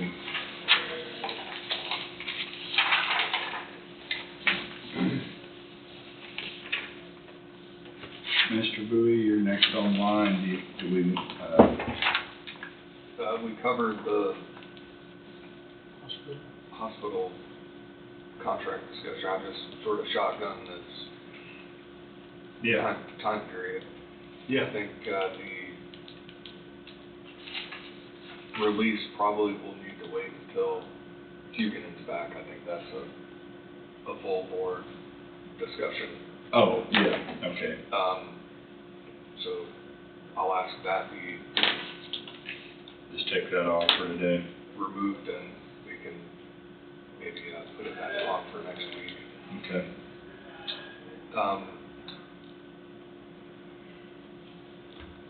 in its place or roundtable, whichever one. Last week, and Angie helped with this, the bids were due on the concrete project and the roof project. Those invitations for bids went out and they were due by 2 p.m. on Friday, and then immediately following that was the bids were open.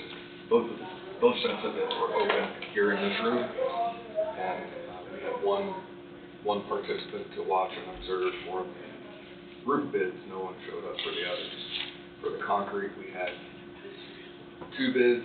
For the roof, we had 3, and that the conclusion tabulations were made, and I think Angie had that, handing that out now for each of them.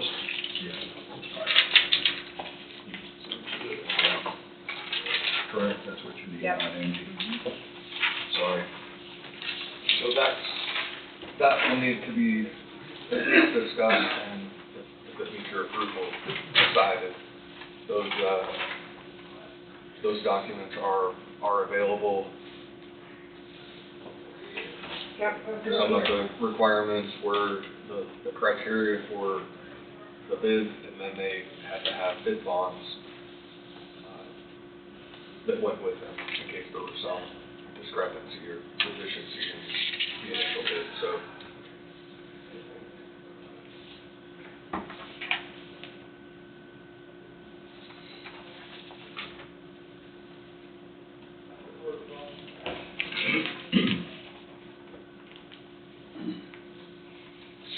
And if you want to see the bids, they're available.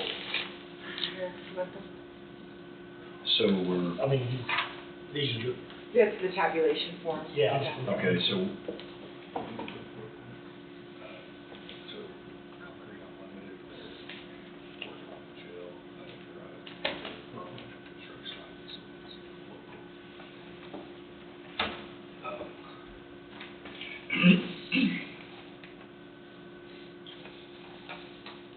So, no determination was made on who they're awarded to yet then, I mean.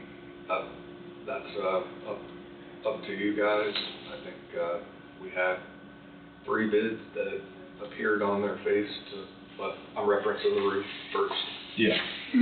Appeared on their face to meet the requirements of what the bid application or the invitation to bid required. And there were some specific details that went with that. That was for a full, I'm not gonna say all the details, but for a full roof replacement for a certain mill thickness for the membrane of the roof, or replacement of any spoils that would be located underneath the roof, like rotten decking, that type of thing. A warranty that is transferable to a new owner, that's a minimum of 10 years, but it could be longer. So some guttering and some other miscellaneous things that are roof specific.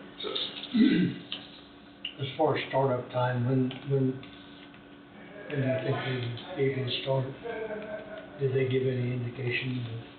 They did not. That didn't. I don't recall seeing that anywhere. No, I was just curious. It probably depends on a number of factors, including the weather. Yeah. But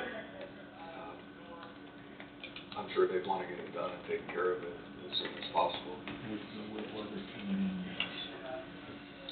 So for the roof, there were 3: Ray Roofing, Meridian Roofing, and Alpha Roofing. And the amounts for Ray Roofing, $38,500. Meridian Roofing, if not tax exempt, $43,069. If tax exempt, $37,241. And then finally, Alpha Roofing, $36,458.10. And is Alpha at Iola or somewhere? They're somewhere here local. Yeah, They are here as I well. think there are a number of different places. I think their main office is in Lawrence, if I remember right, but they I have, think so. they have something They here. have They've got, someone here. yeah. Okay. They actually, did the roof on the jail as well.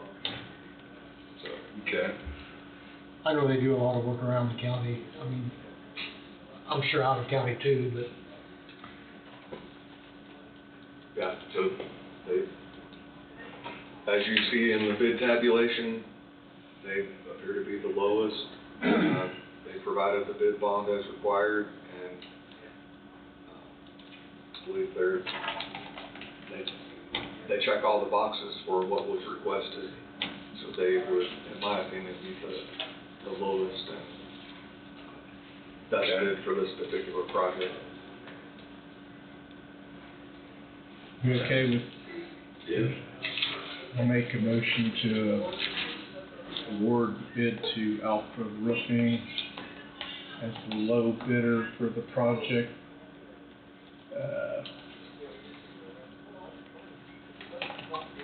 Sorry, I'm waiting for it to quit. Sorry. For the project for replacement of the roof located at 405 and 407 Neosho Street, Burlington, previously known as Marie Bells, in the amount of $36,458.10. Okay, it's been moved to accept the bid for Alpha Roofing. Is there here a second?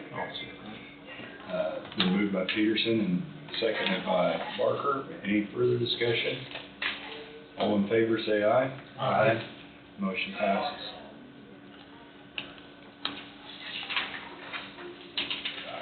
Couldn't see where you were typing that.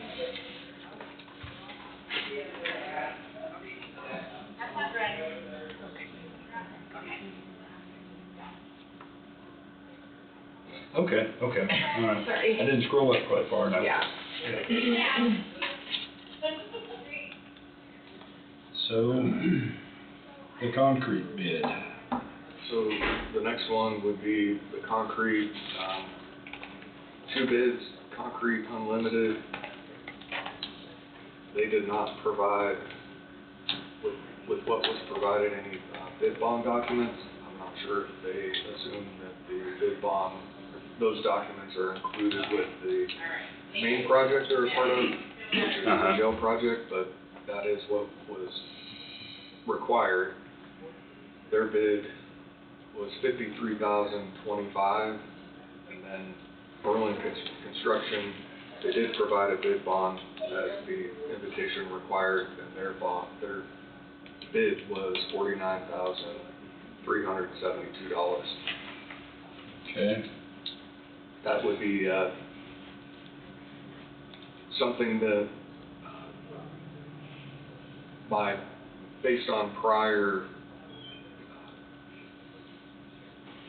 bids that have been made where Berlin Construction has been involved, that Commissioner Hugan would abstain.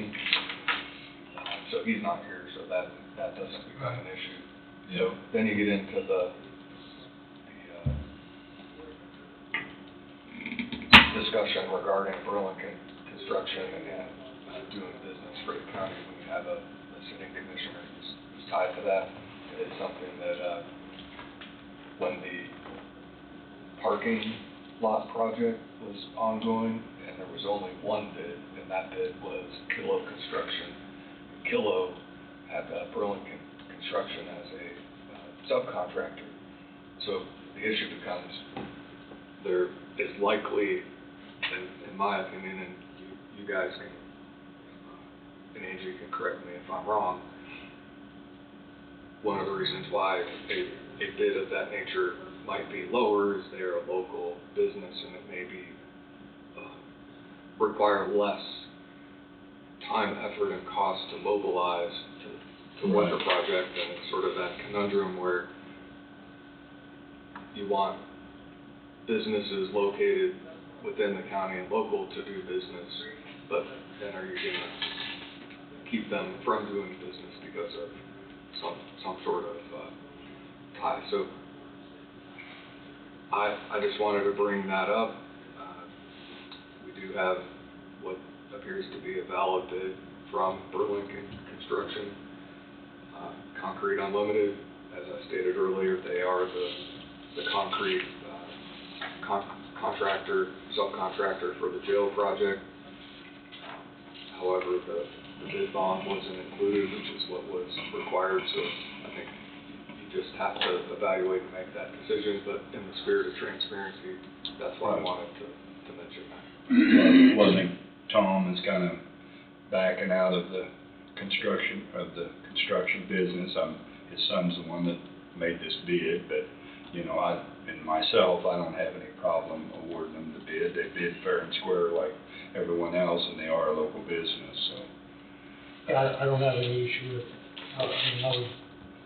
So I guess I would move to award as a low bidder for the project for demolition, removal, and replacement of concrete adjacent to the existing courthouse in the amount of $49,372 to Burlington Construction.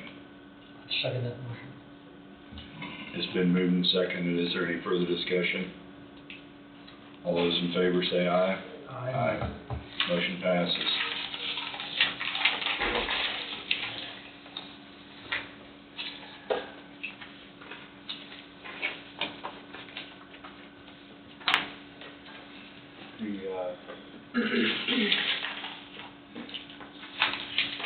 Next thing is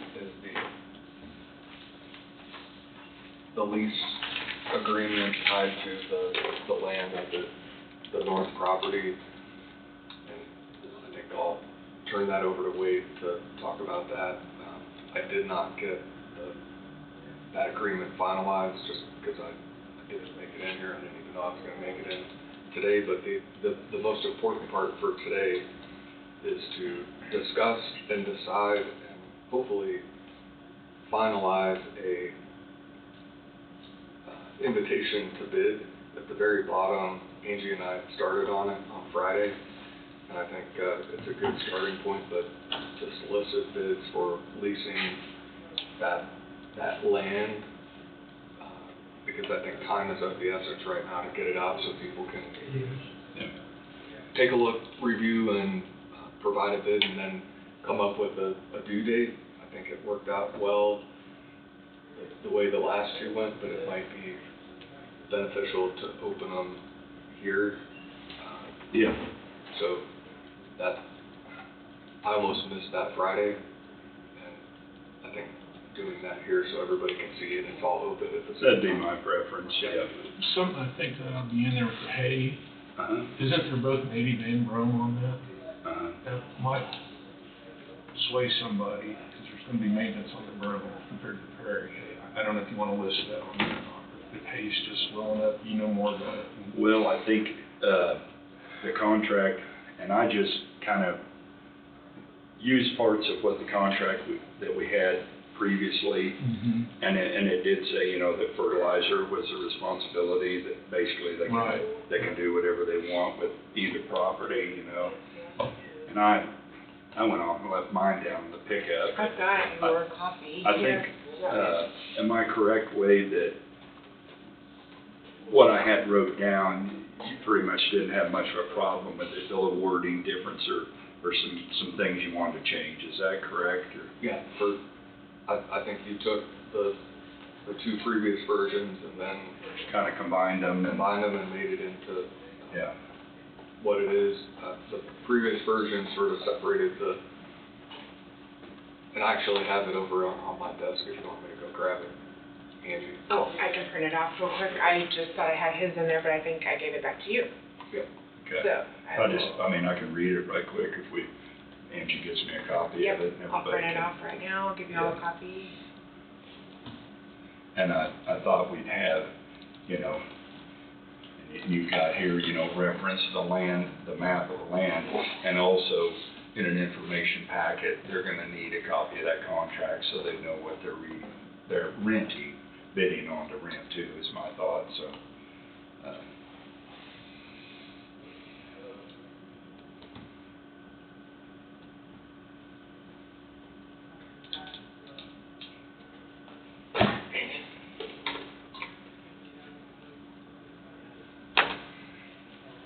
And I guess I'll point out that when, you know, Angie gets it here, I'll read it, but there's probably gonna be a few corrections to it or whatever that Wade hadn't had a chance to go over it yet because he wasn't feeling up to it over the weekend.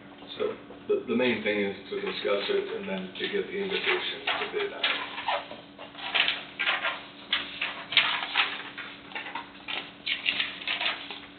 And you're okay with me reading it, aren't you, or what do you wanna do? I think that's out the, Can I give you all a second page too? Yes. Okay. There's one I highlighted in red because I wasn't sure if that was right, so, but anyway, you can. Okay. Okay, so then before, we had a third page, and so the third page will just be the sign page then, basically, is that right? Which is fine, you got it condensed down where it's on 2 pages. Anyhow, this agreement was entered into on the blank day of blank 2025 by and between the Coffee County Commission, Coffee County, Kansas, hereinafter referred to as leaseor, and blank, so you need another blank there added to this, hereinafter referred to as leasee in the county of Coffee, state of Kansas. Whereas in consideration of the mutual promises, covenants, and agreements herein contained is stipulated and agreed by and between the parties hereto as follows. Lessors do hereby lease to the leasee for the specific and limited time and purpose hereinafter set forth the following described real estate located in Coffee County, to wit, A, agricultural land of approximately 242.4 acres, hereinafter referred to as 242.4 acres, located within Section 10, Township 19, Range 50, east of the 6 p.m., Coffee County, Kansas, less the area immediately adjacent to the real property and buildings more or less located at the address commonly known as 1234 Old Highway 50, Lebo, Kansas. Also see attached Coffee County GIS map and FSA map showing that legal, hereinafter incorporated by reference. The leaseor and leasee agree the following terms and conditions for the above referenced 242 acres. Leasee agrees to pay leaseor a sum, the amount of which is going to be their bid, 242 acres, 242.4, payable to leaseor on or before October 31st, 25. Acreage consists of approximately 31.54 acres of tillable farm ground, which in parentheses, field number 3 and field number 11 on attached FSA map number 1. C, 31.54 acres of tillable land, field 3 and field 11 shown on the map, may be planted to any crop, and this is something that Angie had changed this to in red, and I had put in there accepting noxious weeds. I mean, some places, you know, Cerisa lespedeza is planted some places, so I put that in there, accepting noxious weeds for grain or forage production for the 2025 year. Any FSA government programs leasee chooses to participate in pertaining to those crops for the 2025 season shall be 100% share and payable to leasee. No winter crops such as wheat will be allowed as lease terminates December 31st, 2025.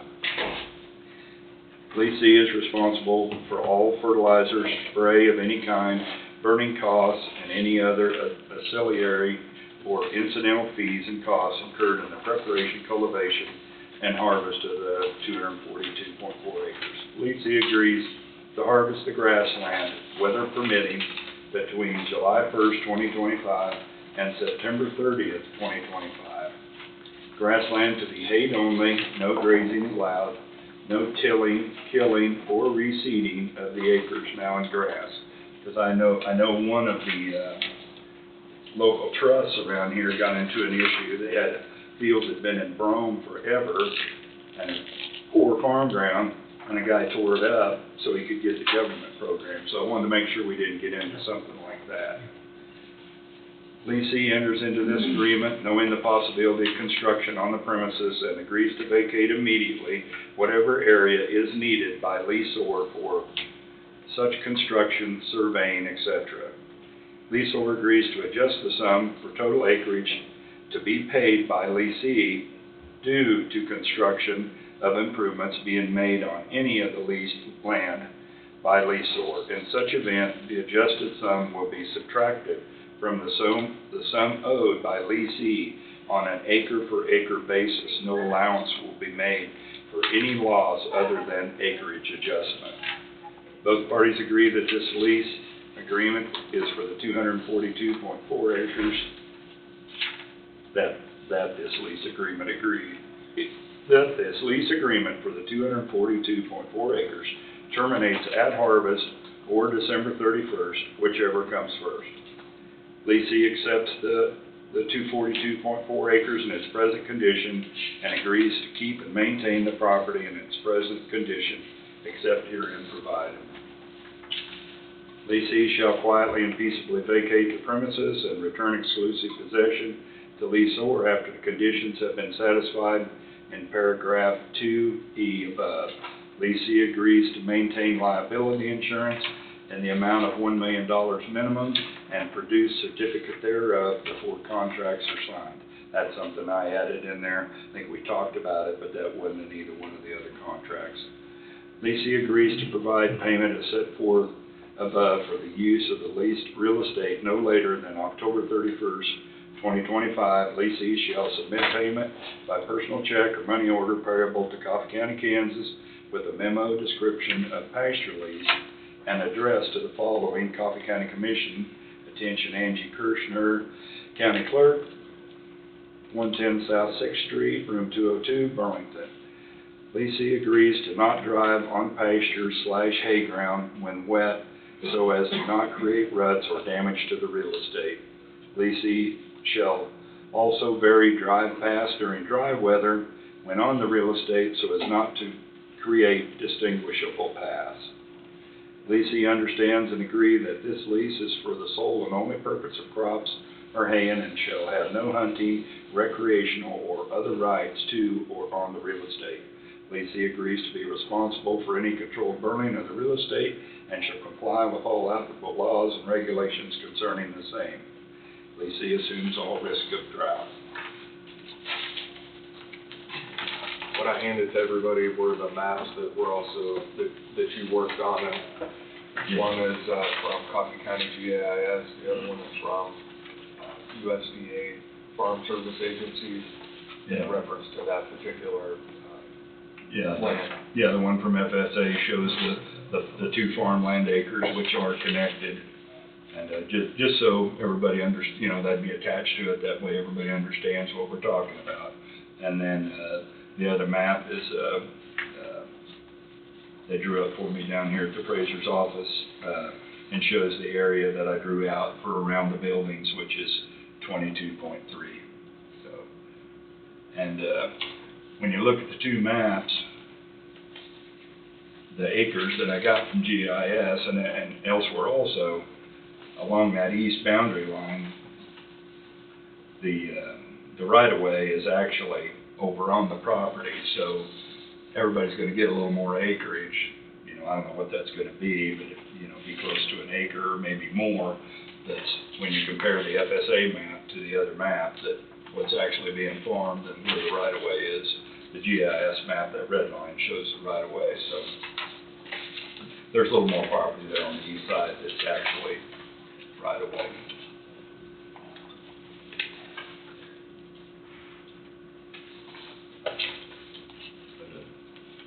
That sound workable to everybody, or? It does. And like I say, you'll have some changes, I'm sure. I just haven't had a chance to fully go through it and make my edits, but I hoped to do that yesterday and I just didn't make it in. I understand. So if any of you see anything that you think needs to be changed or modified. Yeah. The liability insurance of $1 million, can you expand on that a little bit? How come so much? Well, isn't that what most I don't farmers know, I have that? haven't seen those, and that's why I'm asking. I mean, a lot of farm policies would have that, but maybe if we. I don't know, I'm do just it, asking. If we don't, I thought that was I thought that was stated in here that was our policy. So for example, the lease or agreement on the house on this property, in speaking with, EMC, that's the requirement, because that's the limit that's required for the county, so, because it's county property, I'll just have to check with them and make sure what their, I mean, what I'm their boundaries flexible are. on that, you know, if it's For too this. much, but I think most people are probably gonna have that much on their farm policy, I would think. And I don't think adding that much, unless things have changed, is that expensive to, I don't think. Just asking. No. Yeah, Todd, that's, and, you know, I don't know that we would need that much, but. Well, I think it may be what's required, because that's what the county policy is. Okay. I thought that was stated, and I did add that, but I thought that Yeah, was so stated somewhere before in the other It's still county contracts we've property, done. so. It wasn't in the other two that I redid, you know, that I looked at for a reference for this, but. So, guess I'm confused a little bit on 2E and 2J. 2J says leasee shall quietly and peaceably vacate the premises and return exclusive possession to the leaseor after the conditions have been satisfied in paragraph 2E. 2E says leasee agrees to harvest the grassland, weather permitting, between July 1, 2025 and September 30th, 2025. Grassland to be hayed only, no grazing allowed by towing, killing, or reseeding of acres down to grass. Maybe I've got the wrong letter on there, because I added some more paragraphs here, so. What do we need to do? Well, I mean, the agreement's for the 200 and whatever acres, and it's both tillable and grassland, right? Yeah. And then that specifically, 2E is specific to the grassland, and Yeah. and J, to me, it just didn't mesh, unless I'm missing something. Yeah. Let's see, I'm not finding that on this first page here. Yeah, I'm finding the E, but where's it comment about that? 2J is the other one on the second page, yeah. Oh, on the second page. I read that and then it referred to 2E, and it just, to me, it didn't click, so. Yeah, that's probably not correct. What was it here? That was in one of those other contracts, but it probably referenced a different paragraph here, because I moved added some paragraphs, Mark, so. Okay. I'm sorry, I don't know that we would need that in there either. No problem, just Yeah, I raise mean- a red flag with me. Well, we might just need to eliminate that, you know.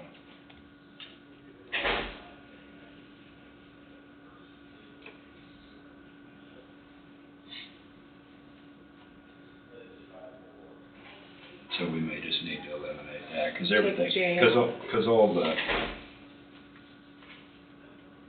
So take J out. Well, I don't know if you well, I want to mean, take it out. you could just say, Just strike out the word satisfied. yeah, have been Everything satisfied, else. yeah.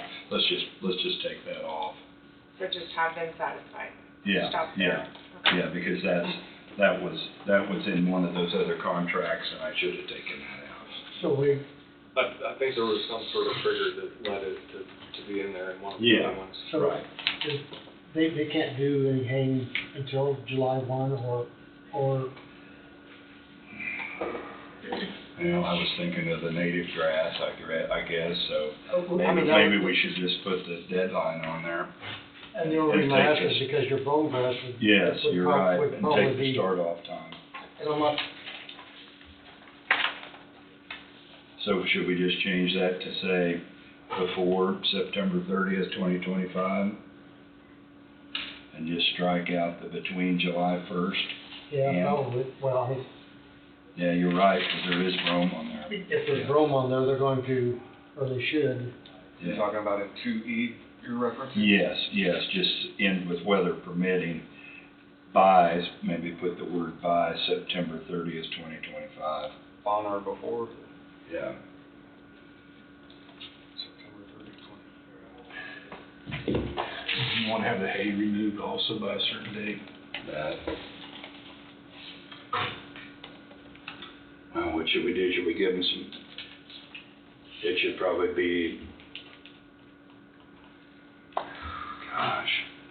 I mean, you probably wanna give them a little time A after. little time, but the Corps up around Malvern Lake, they give them a deadline when they want the hay. And they usually want the prairie hay removed before the 4th of July weekend, before something burn up. I see. Say that again, Todd. They want it removed before the 4th of July or Labor Day, one or the other, I can't remember when, because they don't want it sitting out there killing the grass where it can be burned But they may up. not even have the parade done. Yeah, Yeah. but they do have a deadline when they remove it, and I don't know what that date is. So, if we were being fair, would be, You we're wouldn't want asking for them to be hayed by September 30th. Do we wanna give them a couple till weeks in there. or the end of October? End of October to give it up. Yeah. Yeah.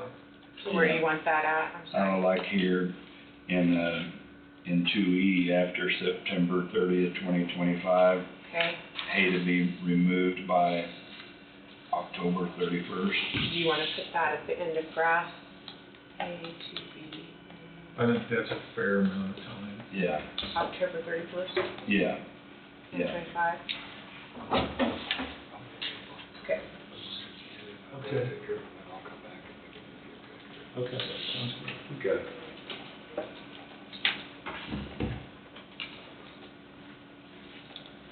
But he's got, He has an emergency hearing. I do admit it sometimes. That'd be good, I think that should be in there, Todd. Okay, we'll just go ahead. I'll get it done.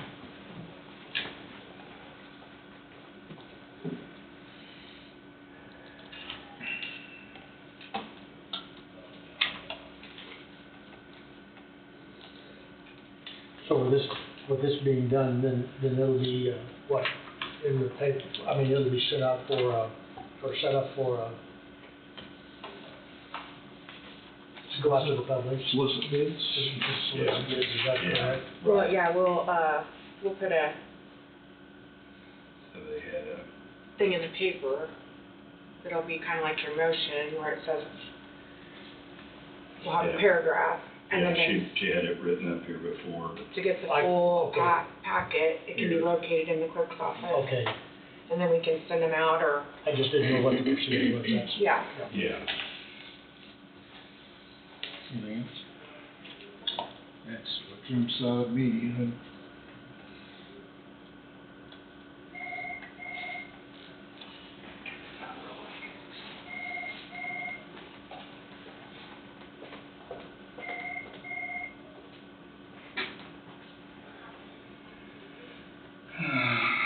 Somewhere here.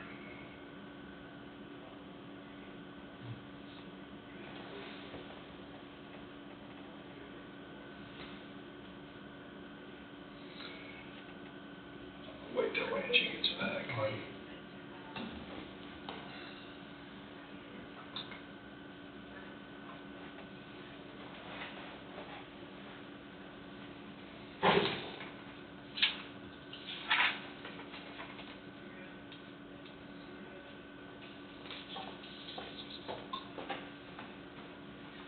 Okay. Okay. So, motion to solicit bids for leasing the 242.4 plus or minus acres of land for the purpose of producing crops on 31.54 acres of tillable farmland and the additional area of land for haying to be done within the boundaries located within Section 10, Township 19, Range 15, east of the 6 p.m., Coffee County, Kansas. Reference the map of the land area located in the county clerk's office that designates the land that is included. I make that motion. I'll second. That's been moved by McCurry and seconded by Barker. Is there any further discussion? So, do we need to put in there that a copy of the contract would be there also? Let's see, that is included. And or to request a bid packet. Does that work? Yeah. Yeah, okay, I'll still move, okay. Any further discussion? All those in favor say aye. Aye. Motion carries, thank you guys. Well, thank you for all your work. Well, no, it wasn't very thorough. Well, no, it was, Well, I hope I think it'll get the job done. I know there's a lot of people chomping at the bit to see Oh, I this. know, and I wanted to get it done last week, the week before, but the weather and everything, and then Kara was out to do any mapping for me, she was sick, so yeah, you, wanted it done a week ago, Well, yeah, so, or wanted it done before that, You but put a it lot of- didn't get done, you put a so, lot of time in that. no, it's okay. Thank you. You're welcome, you're welcome. So, guess we've got an executive session there left yet, with Mr. Bowie, so I guess we can sign some stuff while we're waiting on him. He said he'd be right back when we go to that. Okay.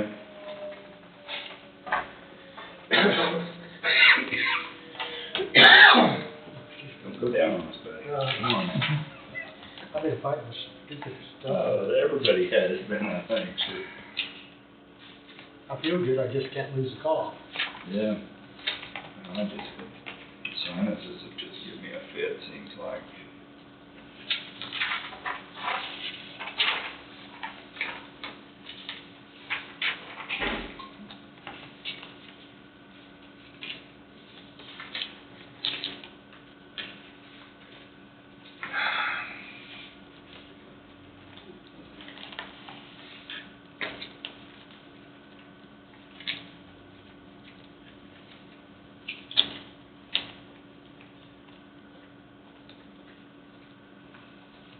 My brain stopped working in the middle of that signature. What happened there? You done a lot of reading today, buddy.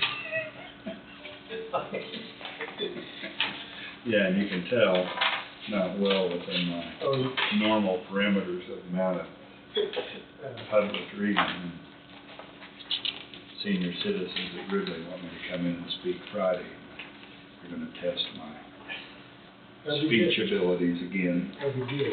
They had me there once, and they want me to come back, so I don't know if that's good or bad, but. Oh, you know what we forgot to ask, when do you want the bids back?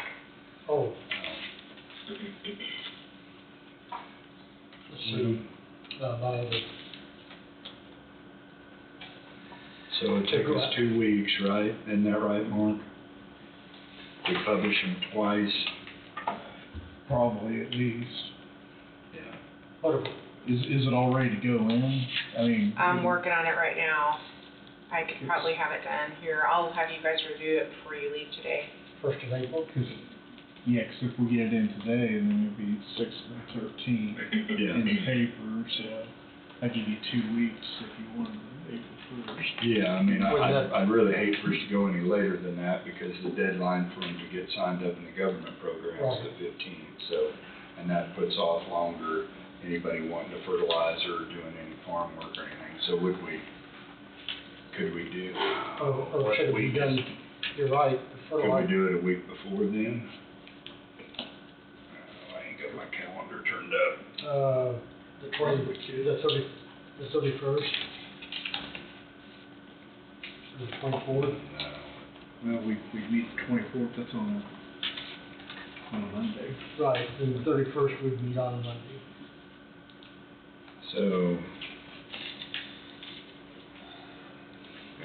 So we Probably work okay. So we do it, it'd be published today and, I mean, this week, which that comes out, what, It'd be Thursday? the 6th and the 13th, it would be published.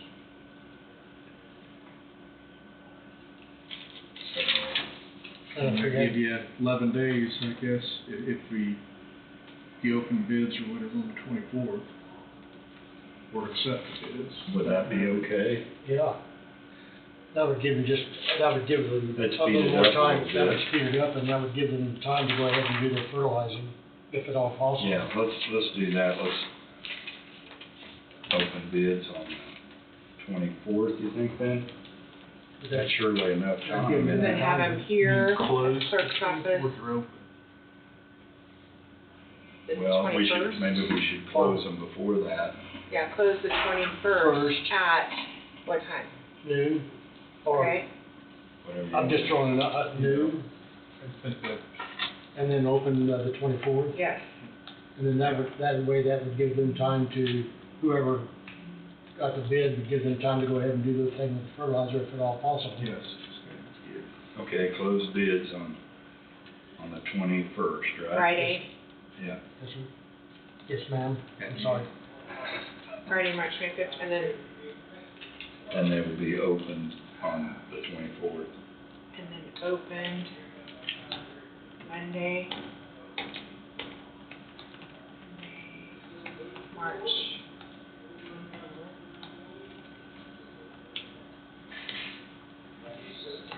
25 We want to set a time? at, We're gonna yes, open you it? need to, at, let's say 10 a.m.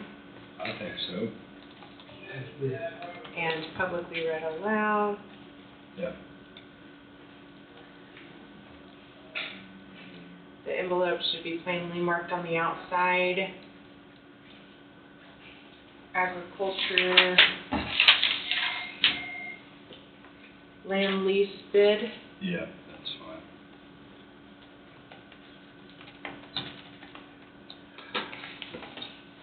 Okay, what do you want included with the bid? Do you want a bid bond or that proof of the liability insurance in the amount of 1 million minimum and certificate? Want both of those things included in the bid? Well, I mean, I said it needed to be presented before the contract was signed, but I guess we'd know it was a viable bid then if they put an insurance certificate in there with it. Probably be the best. I mean, I hate to have them have to do that, but that's probably the best. Of the 1 million? Yeah. Insurance certificate.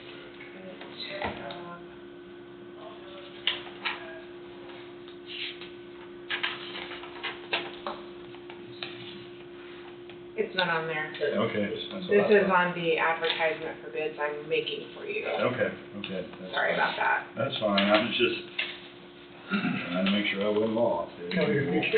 You're good. If you are, I am too, so. Okay, so each bidder is required to include in their proposal an insurance certificate of liability insurance in the amount of $1 million. They don't need a bid bond or anything, right? Not on that, Okay, because so, certificate of insurance is going to be in place of that. I think that'd be all we would need as far as I'm concerned. and then should we say? No, don't want to do that, I guess.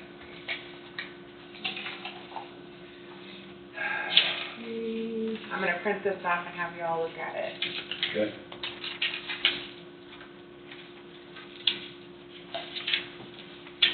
Yes. All this stuff was attached. Oh. Holy smoke. Well, pass it back down and I'll try to do my job. Good. Provide a little oversight here. Thank you. No, I need a lot of it. I know I need it. I'm not gonna speak for everybody else. I need it really bad.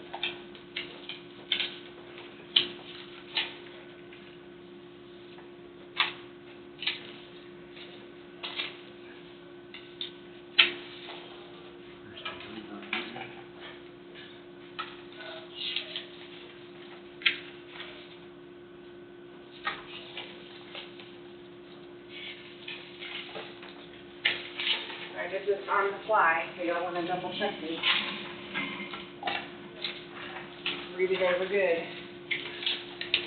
Apparently I need to overtime. Check it.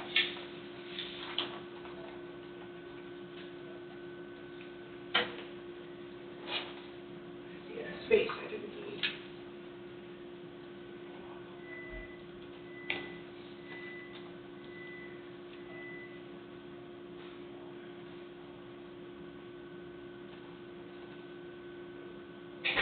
wait, we don't want copies and drawings, we want,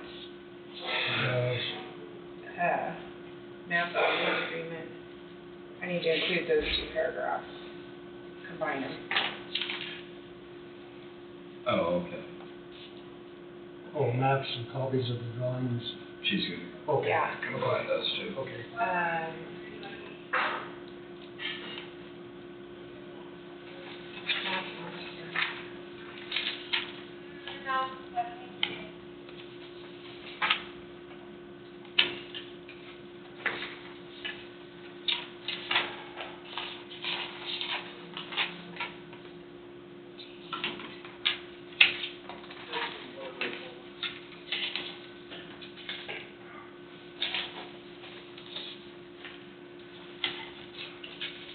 Okay, so I'm gonna combine those two, and it's gonna say, maps and the lease agreement may be examined or obtained by qualified bidders at the county clerk's office, courthouse, 110 South Sixth Street.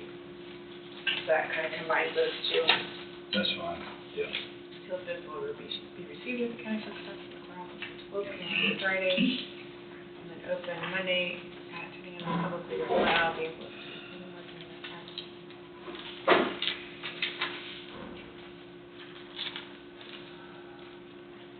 good news. So, you've already made the motion to solicit for bids, so all we gotta do is have me and Wade sign this, and then we'll get it published this week. Yeah. Mark, should I just send it unsigned to you guys, or does it need to be signed? Yeah, go ahead and send it. When you get the signed one, just send it. Okay. You send that ahead of time. Then Okay.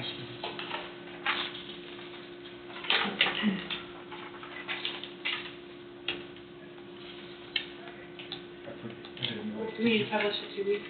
Yeah.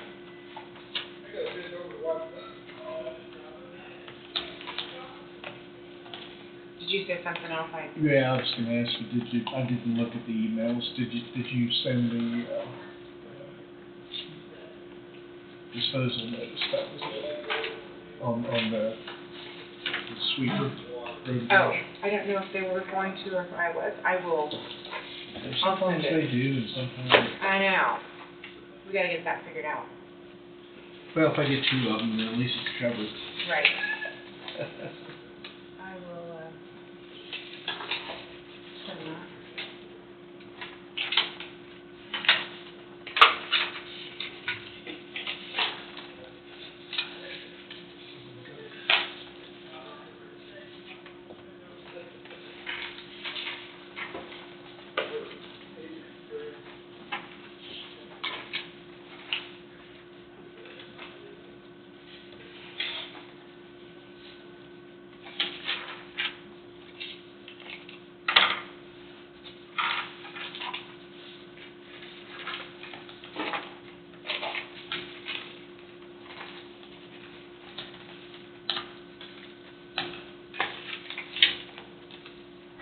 Is this the end of it, Steve?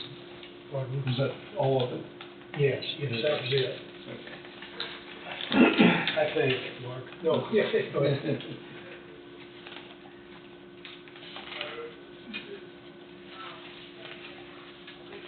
I think I gave it back to him already, so I don't have, oh, I do have it.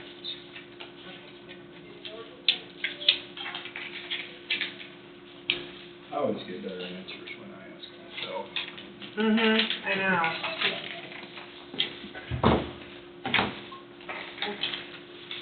Maybe not better, but the answers I want.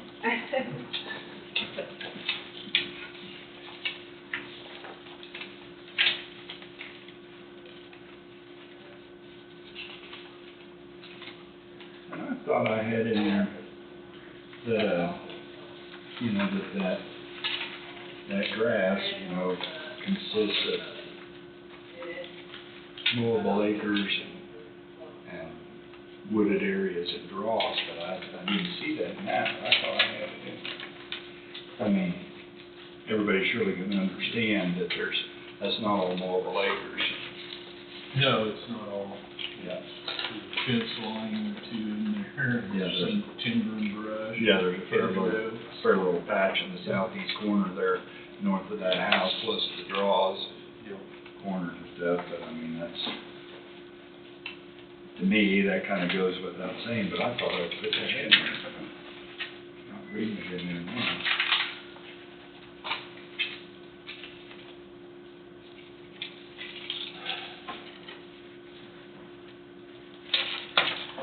No, but it's not in Word, Mark, is that all right? I'm sorry, what? Sweeper is not in Word. That's okay. You saying it's a PDF? Yeah, but I can convert it real Well, quick. well, and then- sometimes, yeah, go ahead and send PDF. Okay.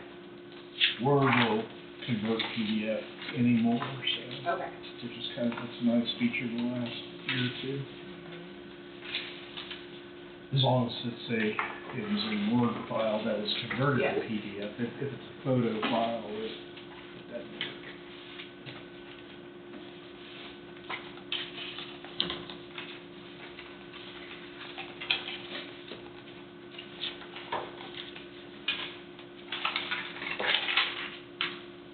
Okay, now you should have that too.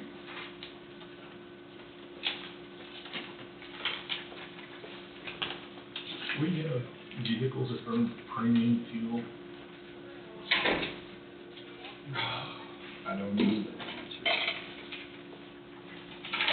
The only thing is, how much Okay, I will gallons? can. Well, we can't hear a good. One is 6 and one's 2. 2 gallons. I wonder if that's for chainsaws, what have you, because a lot of times they use the stuff that doesn't have the alcohol in it, because that screws the carburetors up on them small engines.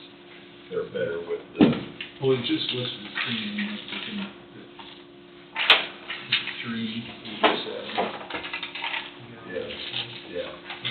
But that'd be the only reason I'd know, Todd. Yeah, they're not a large amount. Yeah, I mean, like on our air compressors and all of our stuff, we use that. It doesn't, that stuff with the alcohol in it goes bad so quick and makes a white chalky stuff in the carburetor.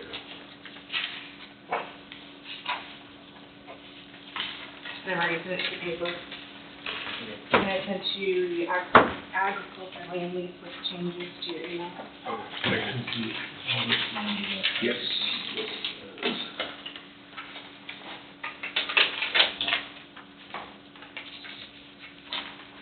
And there's just one thing to talk about.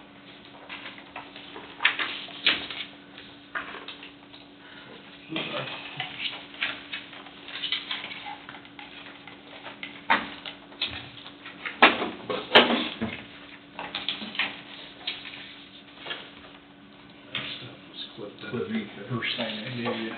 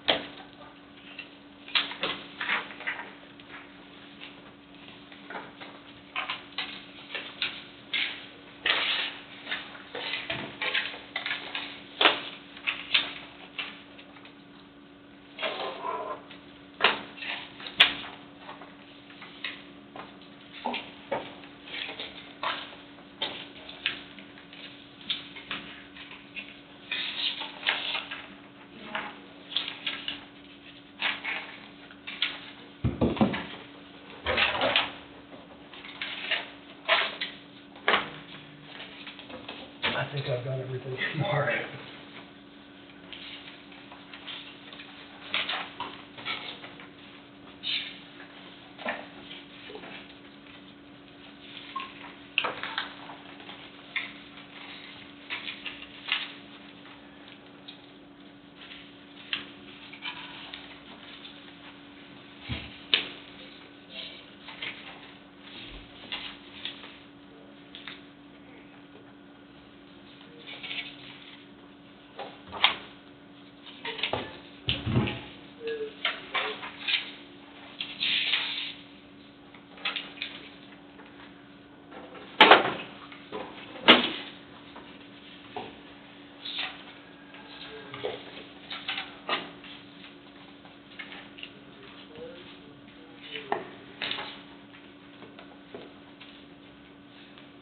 think I've got any more sheets in there I need to sign.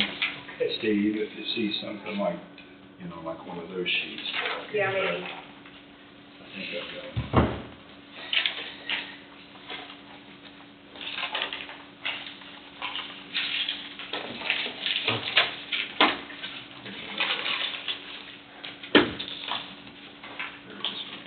So Wade, whenever you get So that goes- everything ready, Yeah. be out till Thursday, probably when it's published out on the newspaper, More goodies. for us to have those packets ready to be picked up. Or if you need me to help you get them ready, I can do that too. Just give me your map, all those in that folder.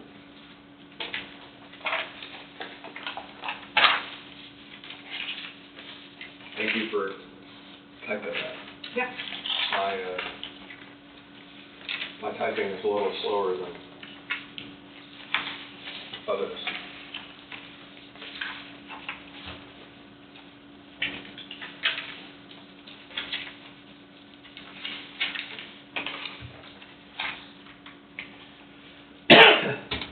Everything that I've got here, the board. Isn't that you? Yes, sir.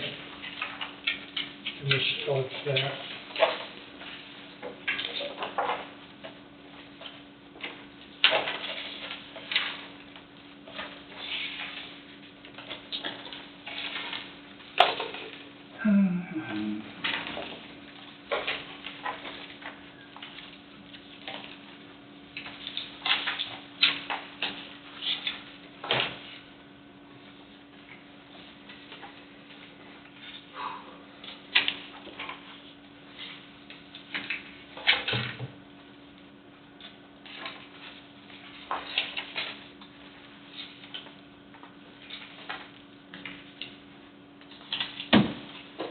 So how does the contract attorney thing work? I notice we pay them a certain amount each month. How does that You're talking work? about for court appointed? Yeah.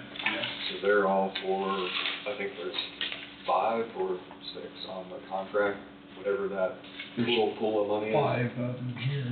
So it gets divided out evenly between each of them, and then, you know, depending on what the caseload is, they just get assigned, and it's sort of like what I call a snake draft, whoever's next on the list.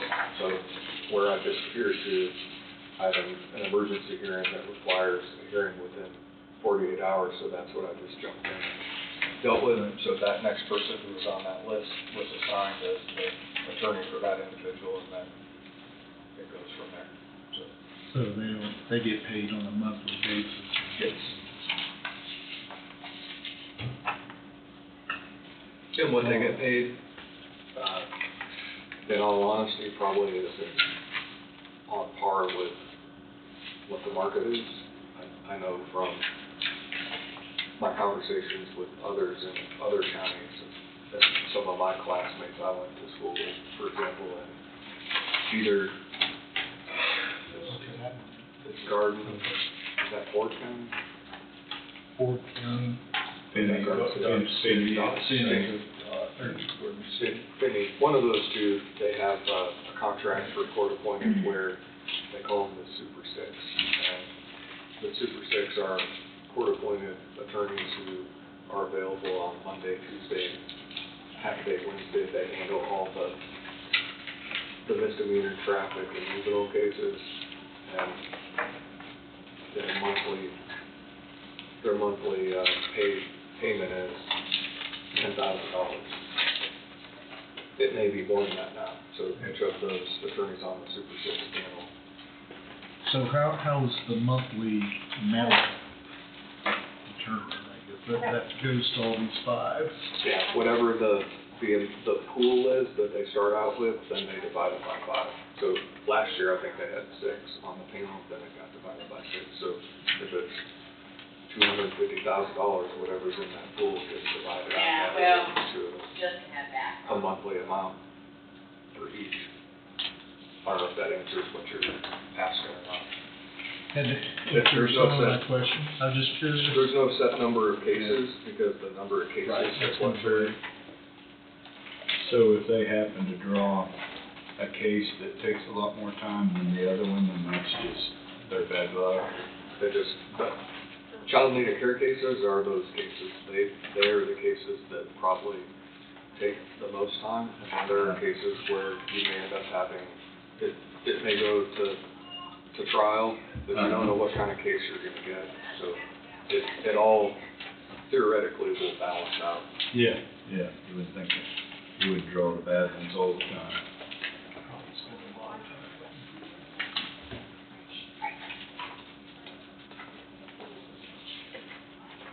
And that doesn't include felony cases, because felony cases, they're appointed and paid through the Board of Indigent Services. I see. That's a different, that falls under a different group then. Yeah, that's a state pool of money. Okay.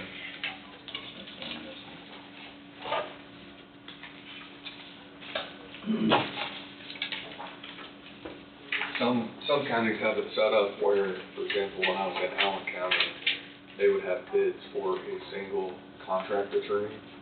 That single contract attorney would be responsible for all cases unless they had a conflict. And then if they had a conflict, then there was a conflict panel that got appointed. And I think that's still the way they do it there. So the attorneys can bid, and then for me, when I was in Allen County, I dealt with the majority of the time a single attorney who was right across the street from the courthouse. Here we have an issue where I think we may have a total of 5 attorneys in the entire county. And that may be high. So we don't have. So I know you got 5 contract attorneys, but I know they're not. None of the contract attorneys are from. How often do attorneys, I mean, as soon as one becomes available who could be added, do they just jump in midstream, or? No, it's once a year. Once a year? In November and December is when the judges take applications and then award the contract. Because the contract attorneys, these contract attorneys, a lot of them will cover different counties as well. So Osage County has a contract, Franklin County, Anderson County, and some of them are on multiple panels. When they do that, you have to coordinate the judges' schedules too. Because if you're here and in whatever other county and you have court on the same day, you can't be in 2 places at the same time.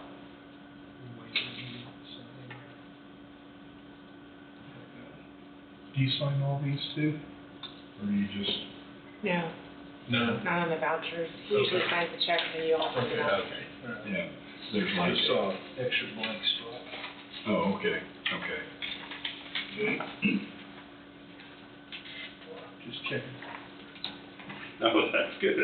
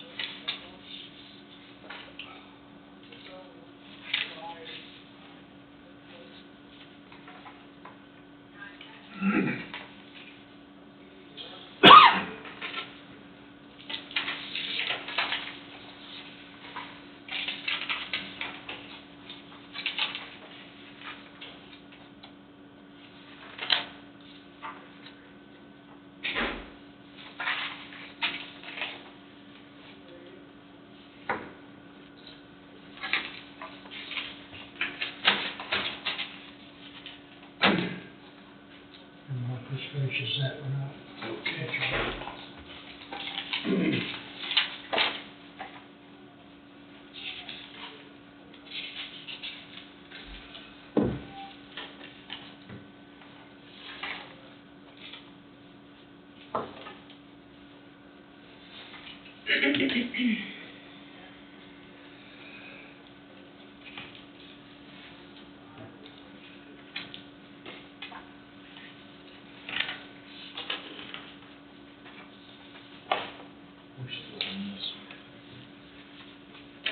Yeah, the last one.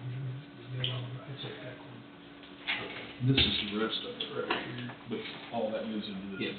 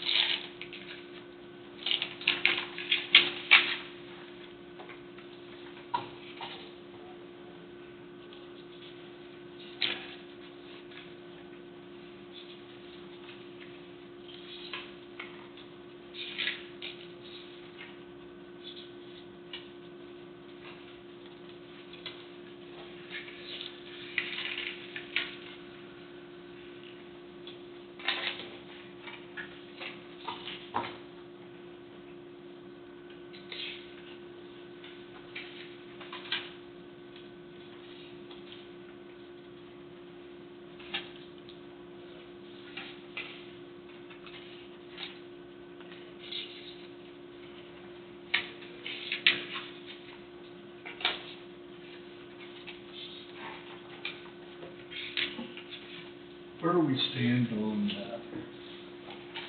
the comprehensive plan, the contract for that, for them? I was just sent a draft of the contract, I believe on Friday. Yeah, I think Russ has been reviewing it, hasn't he? I haven't had a chance, but So we're getting close. I think there's some sections that were removed that need to be adjusted. For example, just a brief review over my phone. The original proposal had the 4 site visits and we need 6, so that's gonna have to be adjusted and modified. So I don't wanna call it a la carte, but there's some a la carte options that probably need to be negotiated, and I plan on getting to that as soon as this afternoon if possible. But good timing, and this is something I was gonna mention that I just received.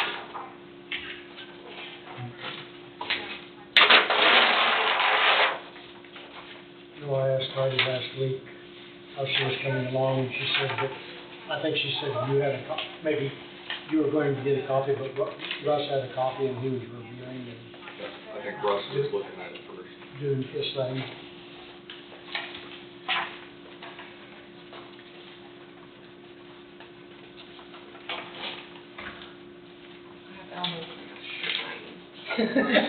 Not a real cramp, I have a little cramp. Jaw cramp from reading today. Yeah, I'll do it. Matt will do it. That's okay. I made it. You did it. Good for me. And while we're talking about contracts, I received an email last week on the MT Networks contract. It was what I thought was a letter. I viewed it as a letter just memorializing that there was an agreement with the county with MT Networks. I think that's what they wanted signed, and I responded and indicated I preferred something more substantive that would have, there were no revenues, it was just a single paragraph. If there were something to go wrong, that kind of thing. Maybe I'm the worst case scenario person, but I think you have to protect yourself. So this morning when I opened my email, I had a proposed contract from MT Networks that their attorney put together that I've not had a chance to review in detail yet. And that has to do with the county, the county contract with. For the phone service. Right. Yeah.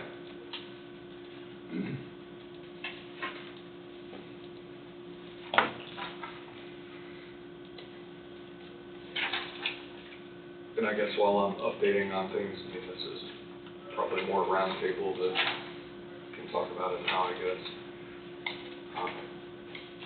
I've been in communication with Kutak Rock to discuss the Vito CID and what needs to occur there, just so you know that communication and dialogue has been ongoing behind the scenes.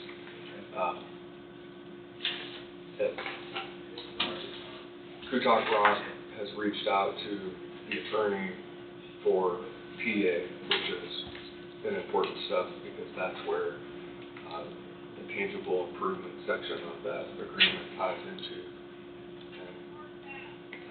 And we're working on setting up a conversation between myself, Kutak Rock, and the attorney for TA. I don't think it's something that the entire board needs to be a part of, but if one of you wants to be a part of it, I would welcome that, so that the information that I present is filtered the right way. But I also want to make sure you're okay with me doing that. That there needs to be a dialogue behind the scenes to get the wheels in motion, and I don't think it necessarily needs to involve the entire board to end up, when they're available, maybe at their phone schedule and my schedule works out, and then next thing you know, to have the entire board involved would require a special meeting. Right. I think just having one of you involved would be my request, and then from there, there can be an update to the board, and if there are discussions or negotiations, because we're dealing with improvements to that district and what may require attorney-client conversations, because on the TA side, I believe it will. I'm not sure it may on this side to see take everybody's temperature. But that would be my request. So if you have somebody you want to designate, or if you just want me to let me run with it and then I can update you, I'm fine with that too. I just don't know any timelines or when that conversation is going to occur.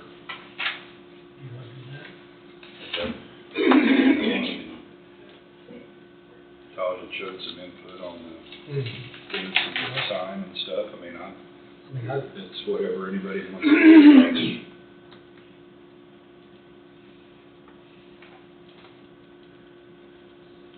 Would you want to be a part of those conversations? Since it's in your district? Yes, that'd be fine. Okay.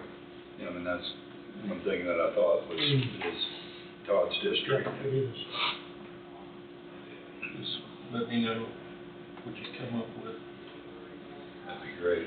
And they sent me an email over the weekend, and then the last part of Kutak Rock that ties to the Vito CID with the unfortunate passing of Joe Serrano that left a gap and a void, and Kutak Rock is in the process of redistributing and having somebody step into Joe's shoes with Kutak Rock as far as whoever his clients were. They're doing that with Coffee County, and at some point in the near future, they're going to coordinate to bring that individual down, actually have Joe's secretary, who the county's worked with, I've worked with over the time. Joe was a part of the county, and have them come down and formally introduce themselves and let you know, so you have a level of comfort. They'll also be redistributing to me, and I will distribute it to you, a new letter of engagement, because the previous one was specific to Joe. Yeah, it was a real loss for knowledge connected to all of our situations we've got, or projects, you might say. And you were so good.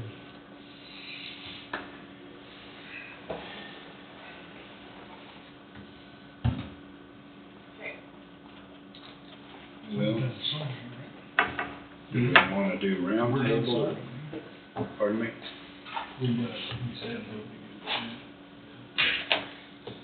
Yeah, if you want to do roundtable or something. Yeah, we do that, and then, or if you'd rather do the executive session, and we can get you out of here then, if you've done your round table, are you doing okay? Or? So I just power through it. The toughest part is getting up. Once you get up, you just Yeah. Okay, well, let's go ahead and work around the table with round table, Todd. I don't know how to ask for this, but I'll let you talk about our meeting that we went to the other day, the Bailey Place, but I would like to see something, because I am so confused, and it seems to be that everybody I talk to are confused.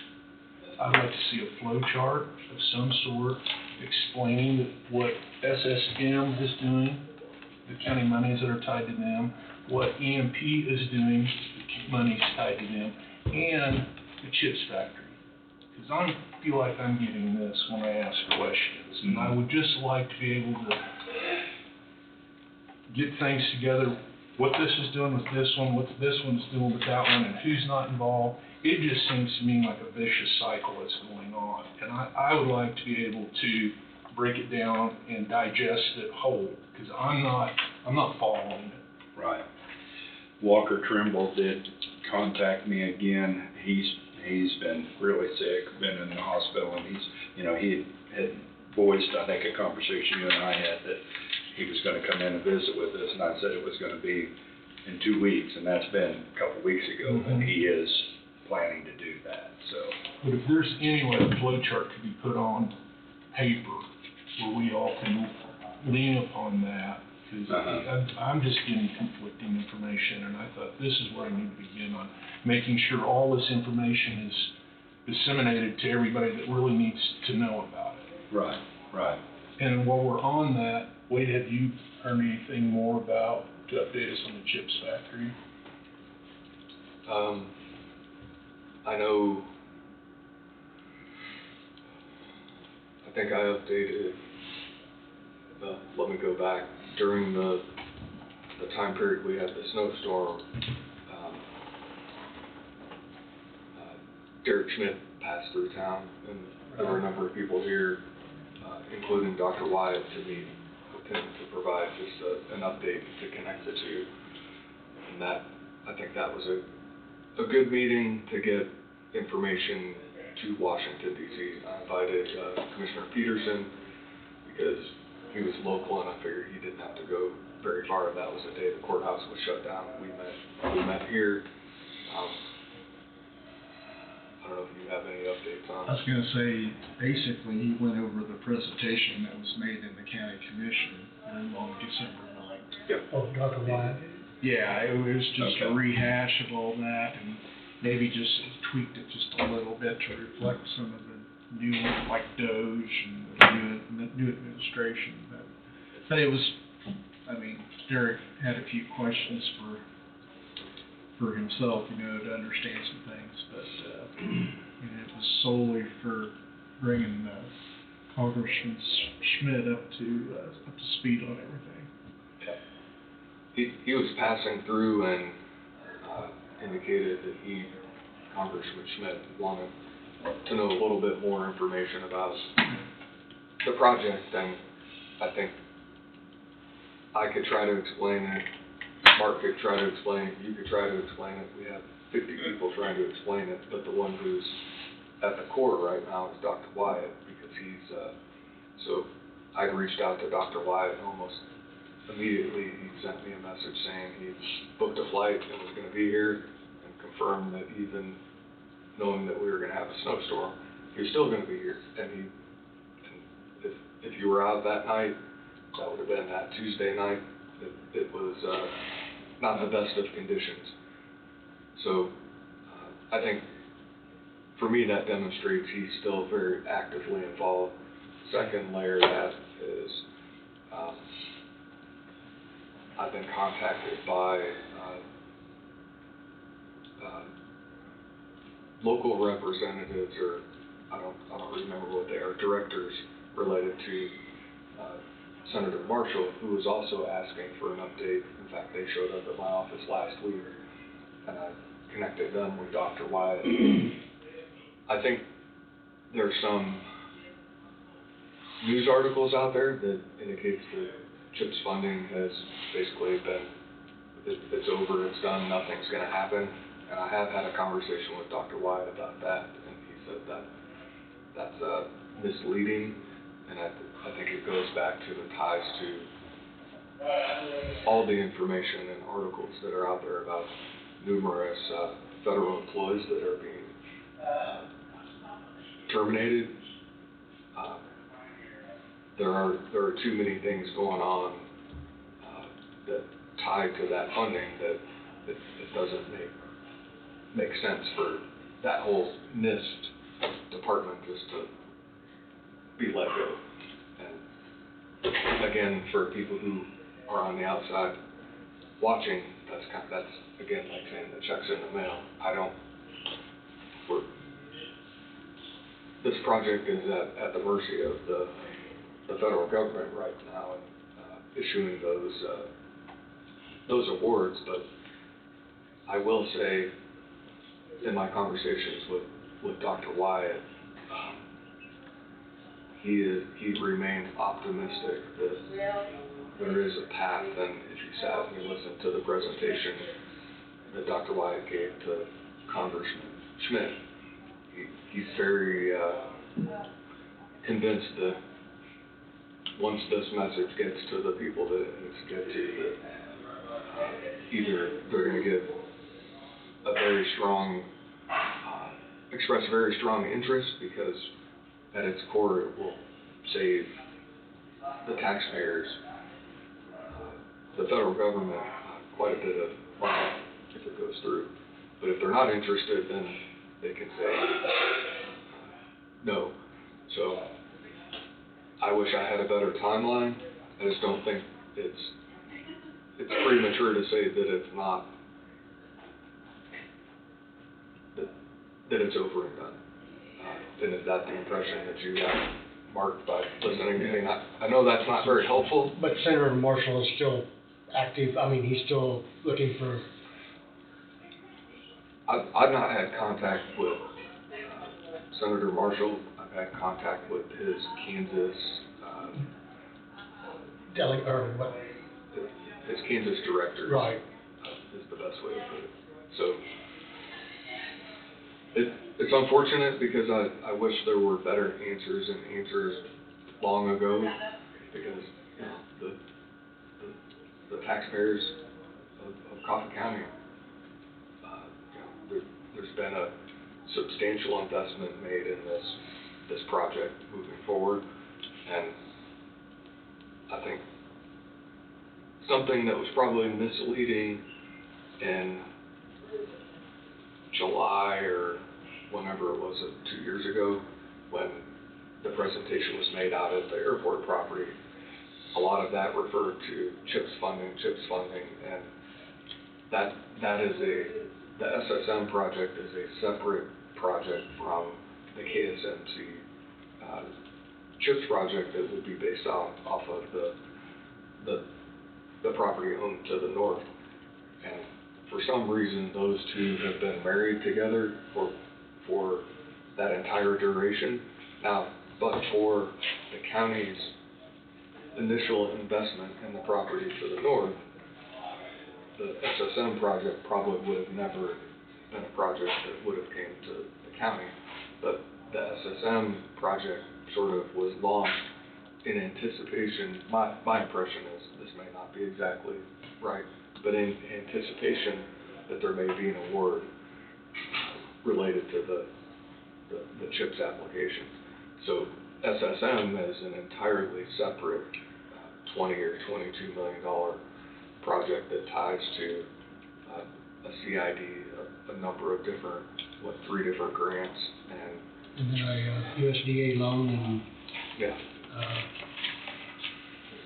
I mean, there were 4 or 5 different Bonds. that were, I mean, it didn't have anything to do with the CHIPS funding at all. I mean, they were a separate entity. Yeah, and that's the one that's being overseen by Richard and Walker Trumbull, because the holder of that money, or part of that money, is Walker with the bank down the street. But then there's a bank, is it Magnolia Bank? Magnolia Bank out of somewhere has part of that money, and there's multiple different layers. So ultimately, what may help to describe that, or maybe even confuse it even more, is there's a development agreement that ties to the SSM property that actually Joe Serrano put together, and it has all these different layers to it that include, initially, if the project started and then stopped before the completion of the construction of the SSM building north of the airport, what was the county's exposure? Ultimately, at the front end, the county's exposure was somewhere in the neighborhood of $2 million. But then as time went on, that exposure became less and less and less, to the point where if over the course of time, SSM doesn't pay their taxes as they should, because there's assessments tied to that property, then, for lack of better wording, the county ends up, the owner of that property can do what they want with it, and that's that particular property. Now what we call the north property, that property was purchased free and clear, and you have the house that's carved out and sort of is in a holding pattern, and then you have the rest of the property. And why nothing has happened with the house per se, other than it's temporarily leased, is because if the CHIPS project goes through, there's a training center, a fire station, a daycare, what am I missing, or something I'm missing, that were all a part of that and included, that when the application on the CHIPS side went through, my understanding is those were things that were required to be a part of that application. And that property was being sort of held as county collateral that, if needed, if it made sense, the dual purpose of repurposing that property, if needed, to save potential to start something new, because infrastructure is already in that area. So, for example, if the shop or I'll call the shop on that property, could later be repurposed for the fire station. Then we have a building there, and it may just require some new water infrastructure to meet those demands, but without having, or the county could just sell that property, but then if you sell the property, right now, you don't know if, nobody knows if the CHIPS fab is gonna go there right now. And I've heard the same analogy when the wind farm went in near Waverly, is people would go out and buy property, and part of the reason they bought that property is so they could go out in their backyard and just look out and see the sunset. And now, years later, they go out in their backyard and they see a big flashing light in their backyard, and that's not, so if somebody comes in and the county sells that house with the idea that somebody thinks they're gonna have a nice view to the north, and then there's a 10,000 square foot CHIPS fab, and then others added later on down the road. So right now, if that property can be repurposed, or that's a possibility, then that's sort of why it's being held. Is it ideal? No. Is it something that was anticipated a decision would be known long ago, going back to Joe Serrano. Joe Serrano and the attorneys from Fisher Patterson and Saban and Burns and Mack, for a period of time, there were weekly meetings where everybody would get together, and there was this conversation about what was needed, or what is needed to develop that north property into a viable site that would be ready. If federal funding was announced tomorrow, it would not cover the infrastructure that goes with that property. That's a county responsibility. And early on, I don't remember who said it, but I remember there were a number of people in the room, and I think it may have been Huguenin who mentioned what his understanding was that with the CHIPS project, the county would be reimbursed for its money, its investment into this property.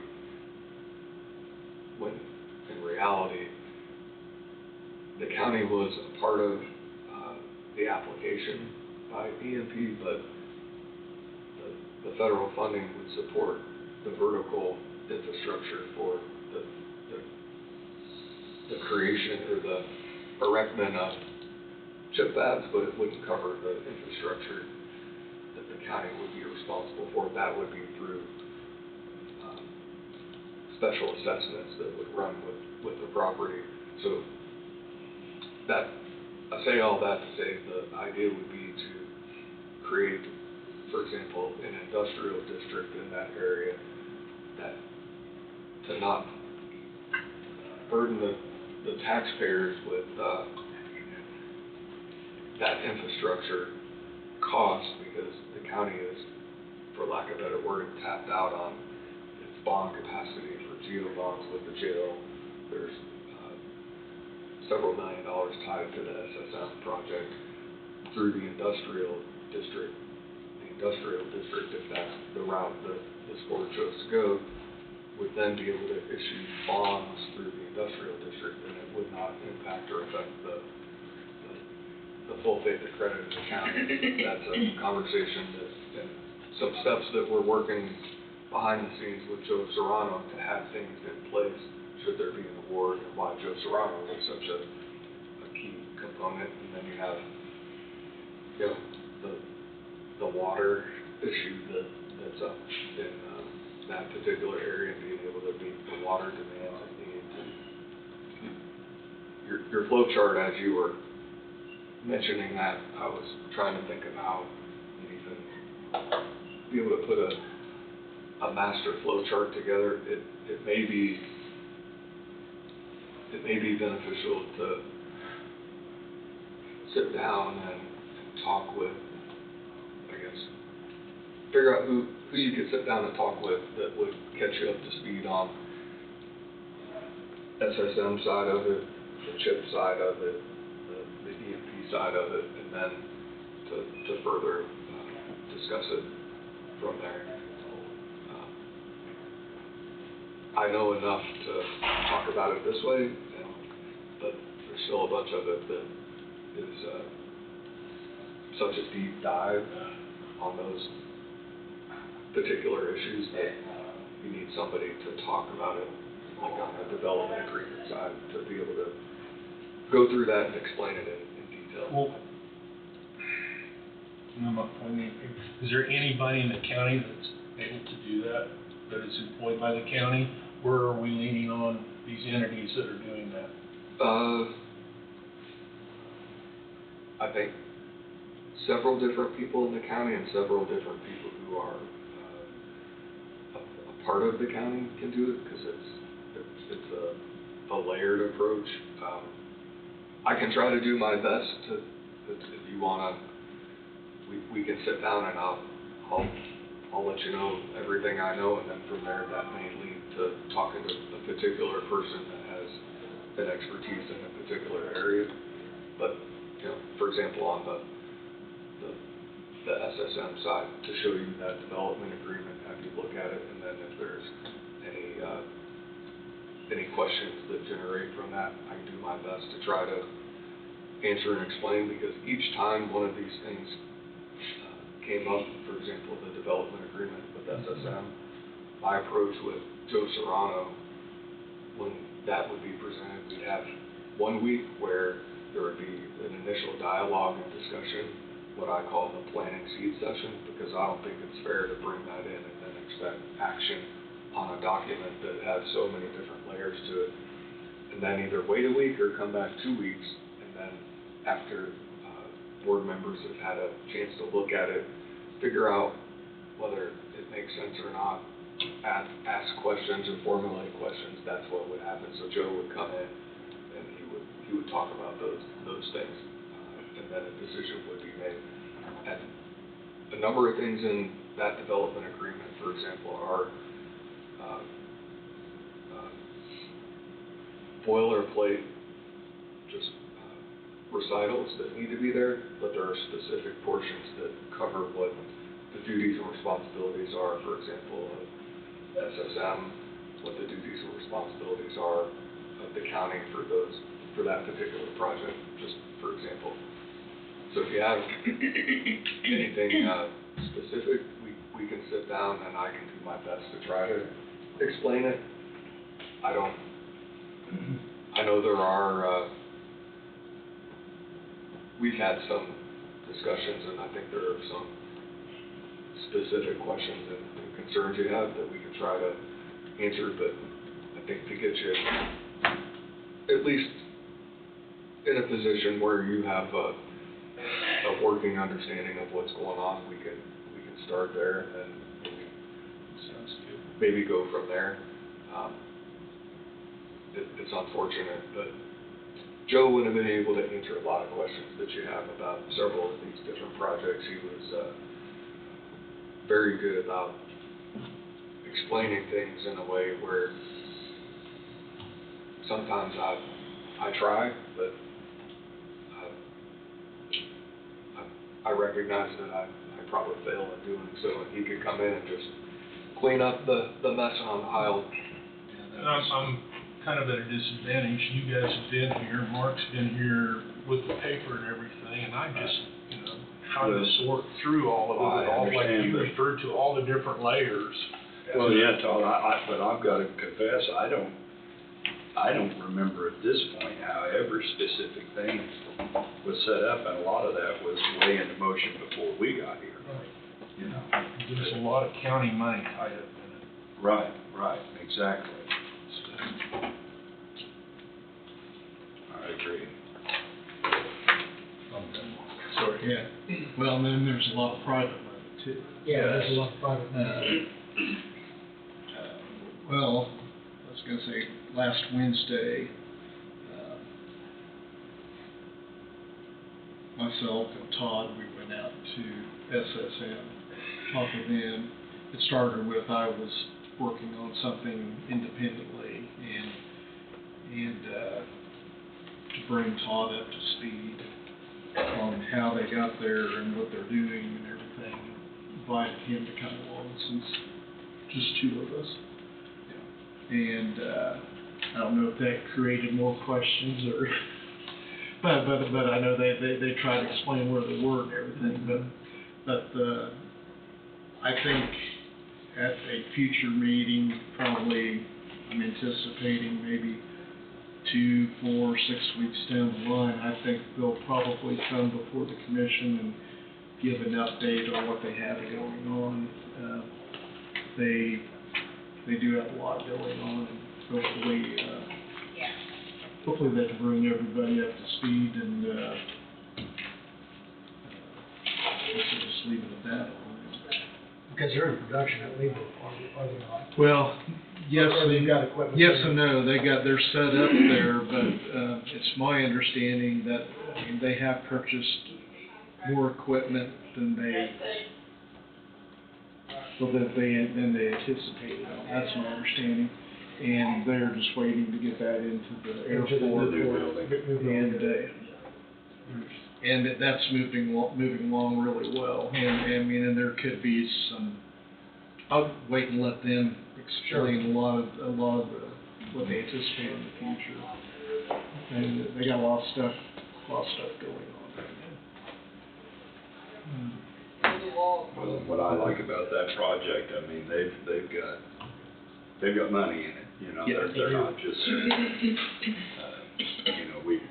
correct me if I'm wrong, I mean, we're kind of guaranteeing their bond money, correct? A portion of it. Yeah. That's the full faith and the credit of the county that was a part of that. I mean, that's why there's five different layers that go to it. Yeah. Like was mentioned, the Red Leg loan, the CBDG loan. And then there was a bank guarantee, there was Magnolia. Yep. I think they were part of that lending process. And then their own monies. I mean, the thing that I'd see there is we got things happening, I mean, they're building a building, there's something happening, they're just coming and asking for money. Saying we created the CID district for them. Yep. And the CDBG grant to help put the road in, which will hopefully help in the future with other things. Yeah. But they're gonna, that one, I think the benefit across the board is that once that building and once they get up and operational, they're gonna be on the tax roll and taxes like anybody else. And what's that facility at 10 or 20,000? The $20 million project. I don't remember what the value of that I can't building either. is. But then once they get up, then if I remember correctly, they'll employ between 20 and 30 people out there roughly. I think Did they give you guys a number? Can't remember. They have like about 10 now? It's about 8, I'm trying to hire a 10. Yeah, at this point. With plans to, once they get out there. and maybe more people than that. I'm sure they'll have a lot of good information if they get up here. I seem to think 30 or 40, but yeah, that's that's- right, I can't remember. Other than that, I don't believe I have anything else. So, I was like, oh man, it's getting worried and tearing. I don't have anything. I think I'm good for this week. I'm just listening today. About you, Angie. So don't forget this Friday is the Wolf Creek anniversary. I don't even know where it's at, but It's at the Learning Center, I think. did you guys No, know? it's on site. It's on site in The training center. I think it's William Allen.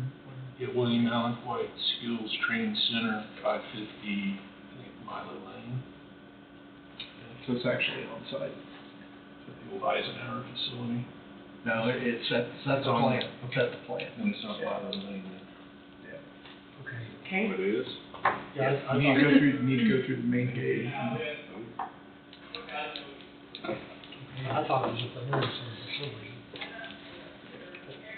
Okay, and, I've been receiving CP5s from departments, so that's good. They're kind of coming in slowly so we can get them ready for the books, for you guys to look those over here soon. And then, so the hospital canceled today, they will be here next Monday. Okay. The administrator was unable to get a board member to attend today to get their questions answered, so they're coming next week. And then also the auditors will be here next Monday to perform the audit for 2024. So, I think that's the really important things I had for you today. Okay. Well, what's your executive session, Wade? Yep, let me double check and.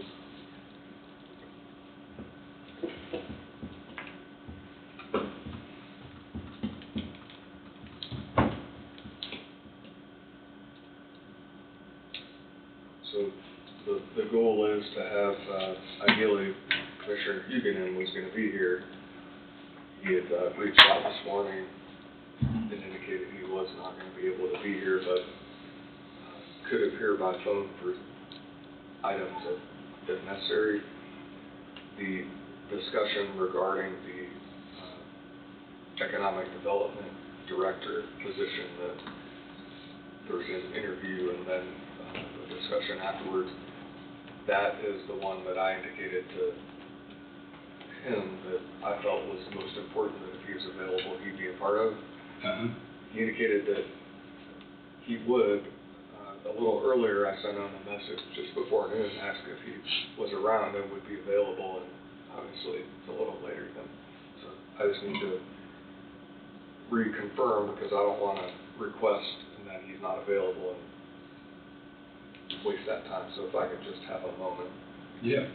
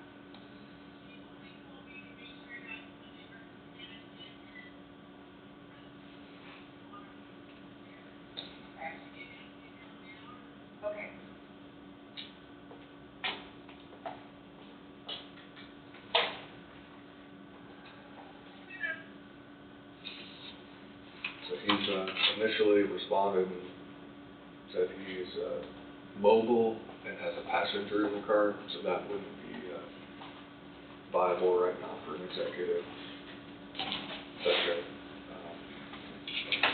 I'm waiting for him to respond, because obviously that defeats the purpose of an executive session. Yeah. Yeah. So if he's gonna be to a point where he'll be by himself, then Okay. I'll make that request.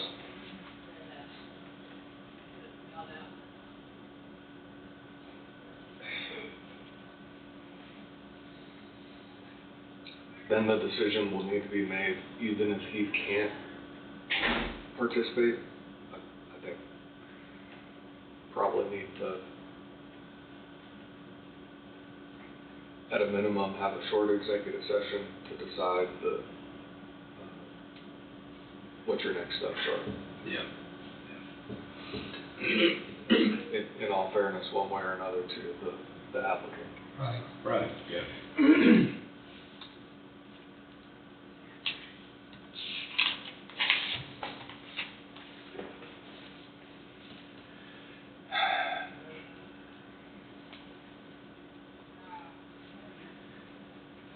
And if you prefer, I can make a phone call, step out, make a phone call, get a little more information. I hate trying to do it by text, because texts are. Make a phone call, come back to us. Yeah, that's fine. Give me just a. Yeah, that's fine. Yeah. He's mobile, probably shouldn't be texting. Yeah. Yeah. It's a good point. Just saying.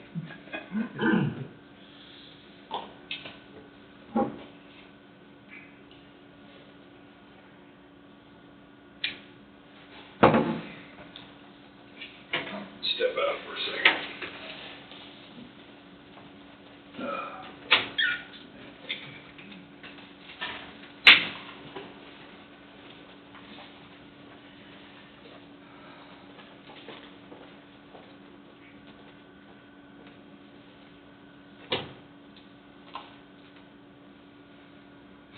God, don't feel bad about, being lost in the maze of everything that's going on.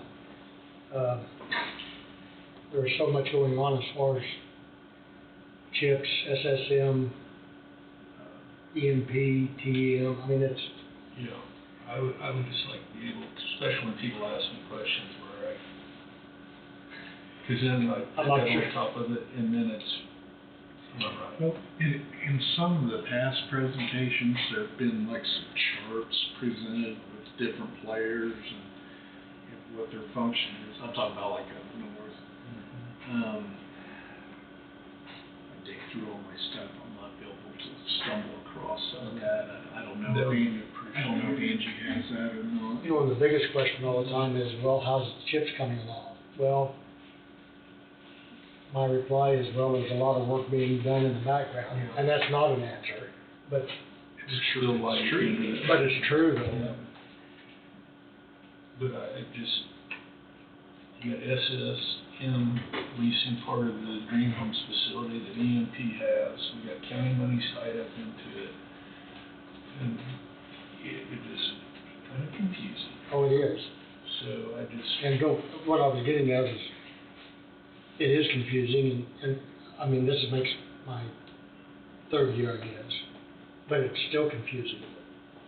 I would. Probably Wade has got, as far as in-house, handle on it. probably Wade has got the best handle of, just because he's been so intertwined with the other entities, Burns and Mac,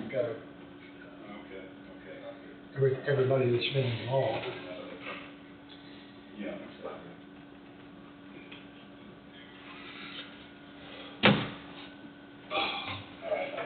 He was stopping so he could go into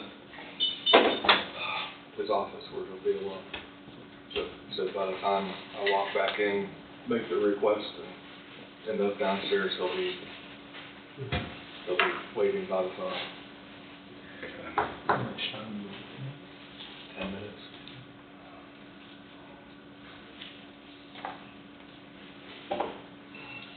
Can we just do it here? To make your back feel better? No.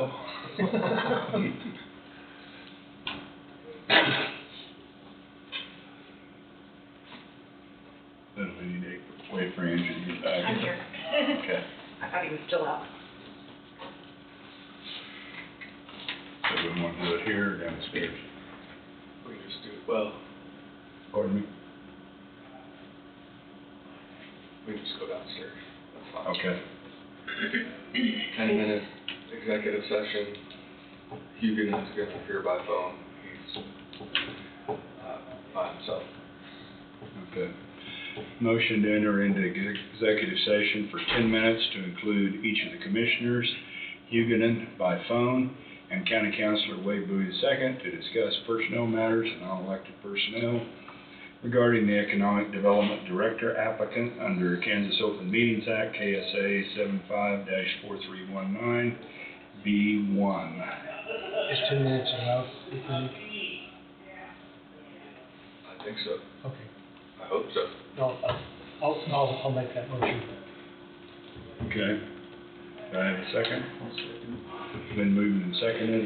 Do you have any further discussion? All in favor say aye. Aye. Motion carries. We will enter in at 1:23.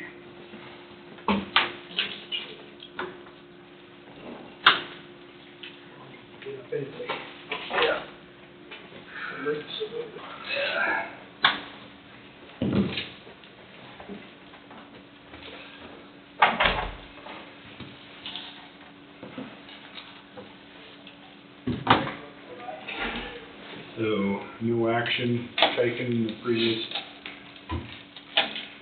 executive session. I will sum that up.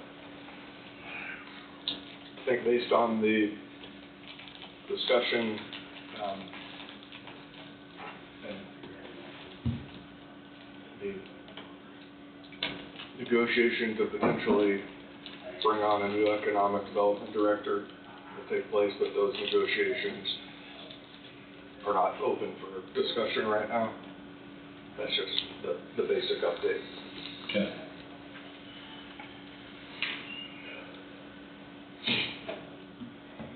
So, have anything else, guys, or are we about knocked it in the head today?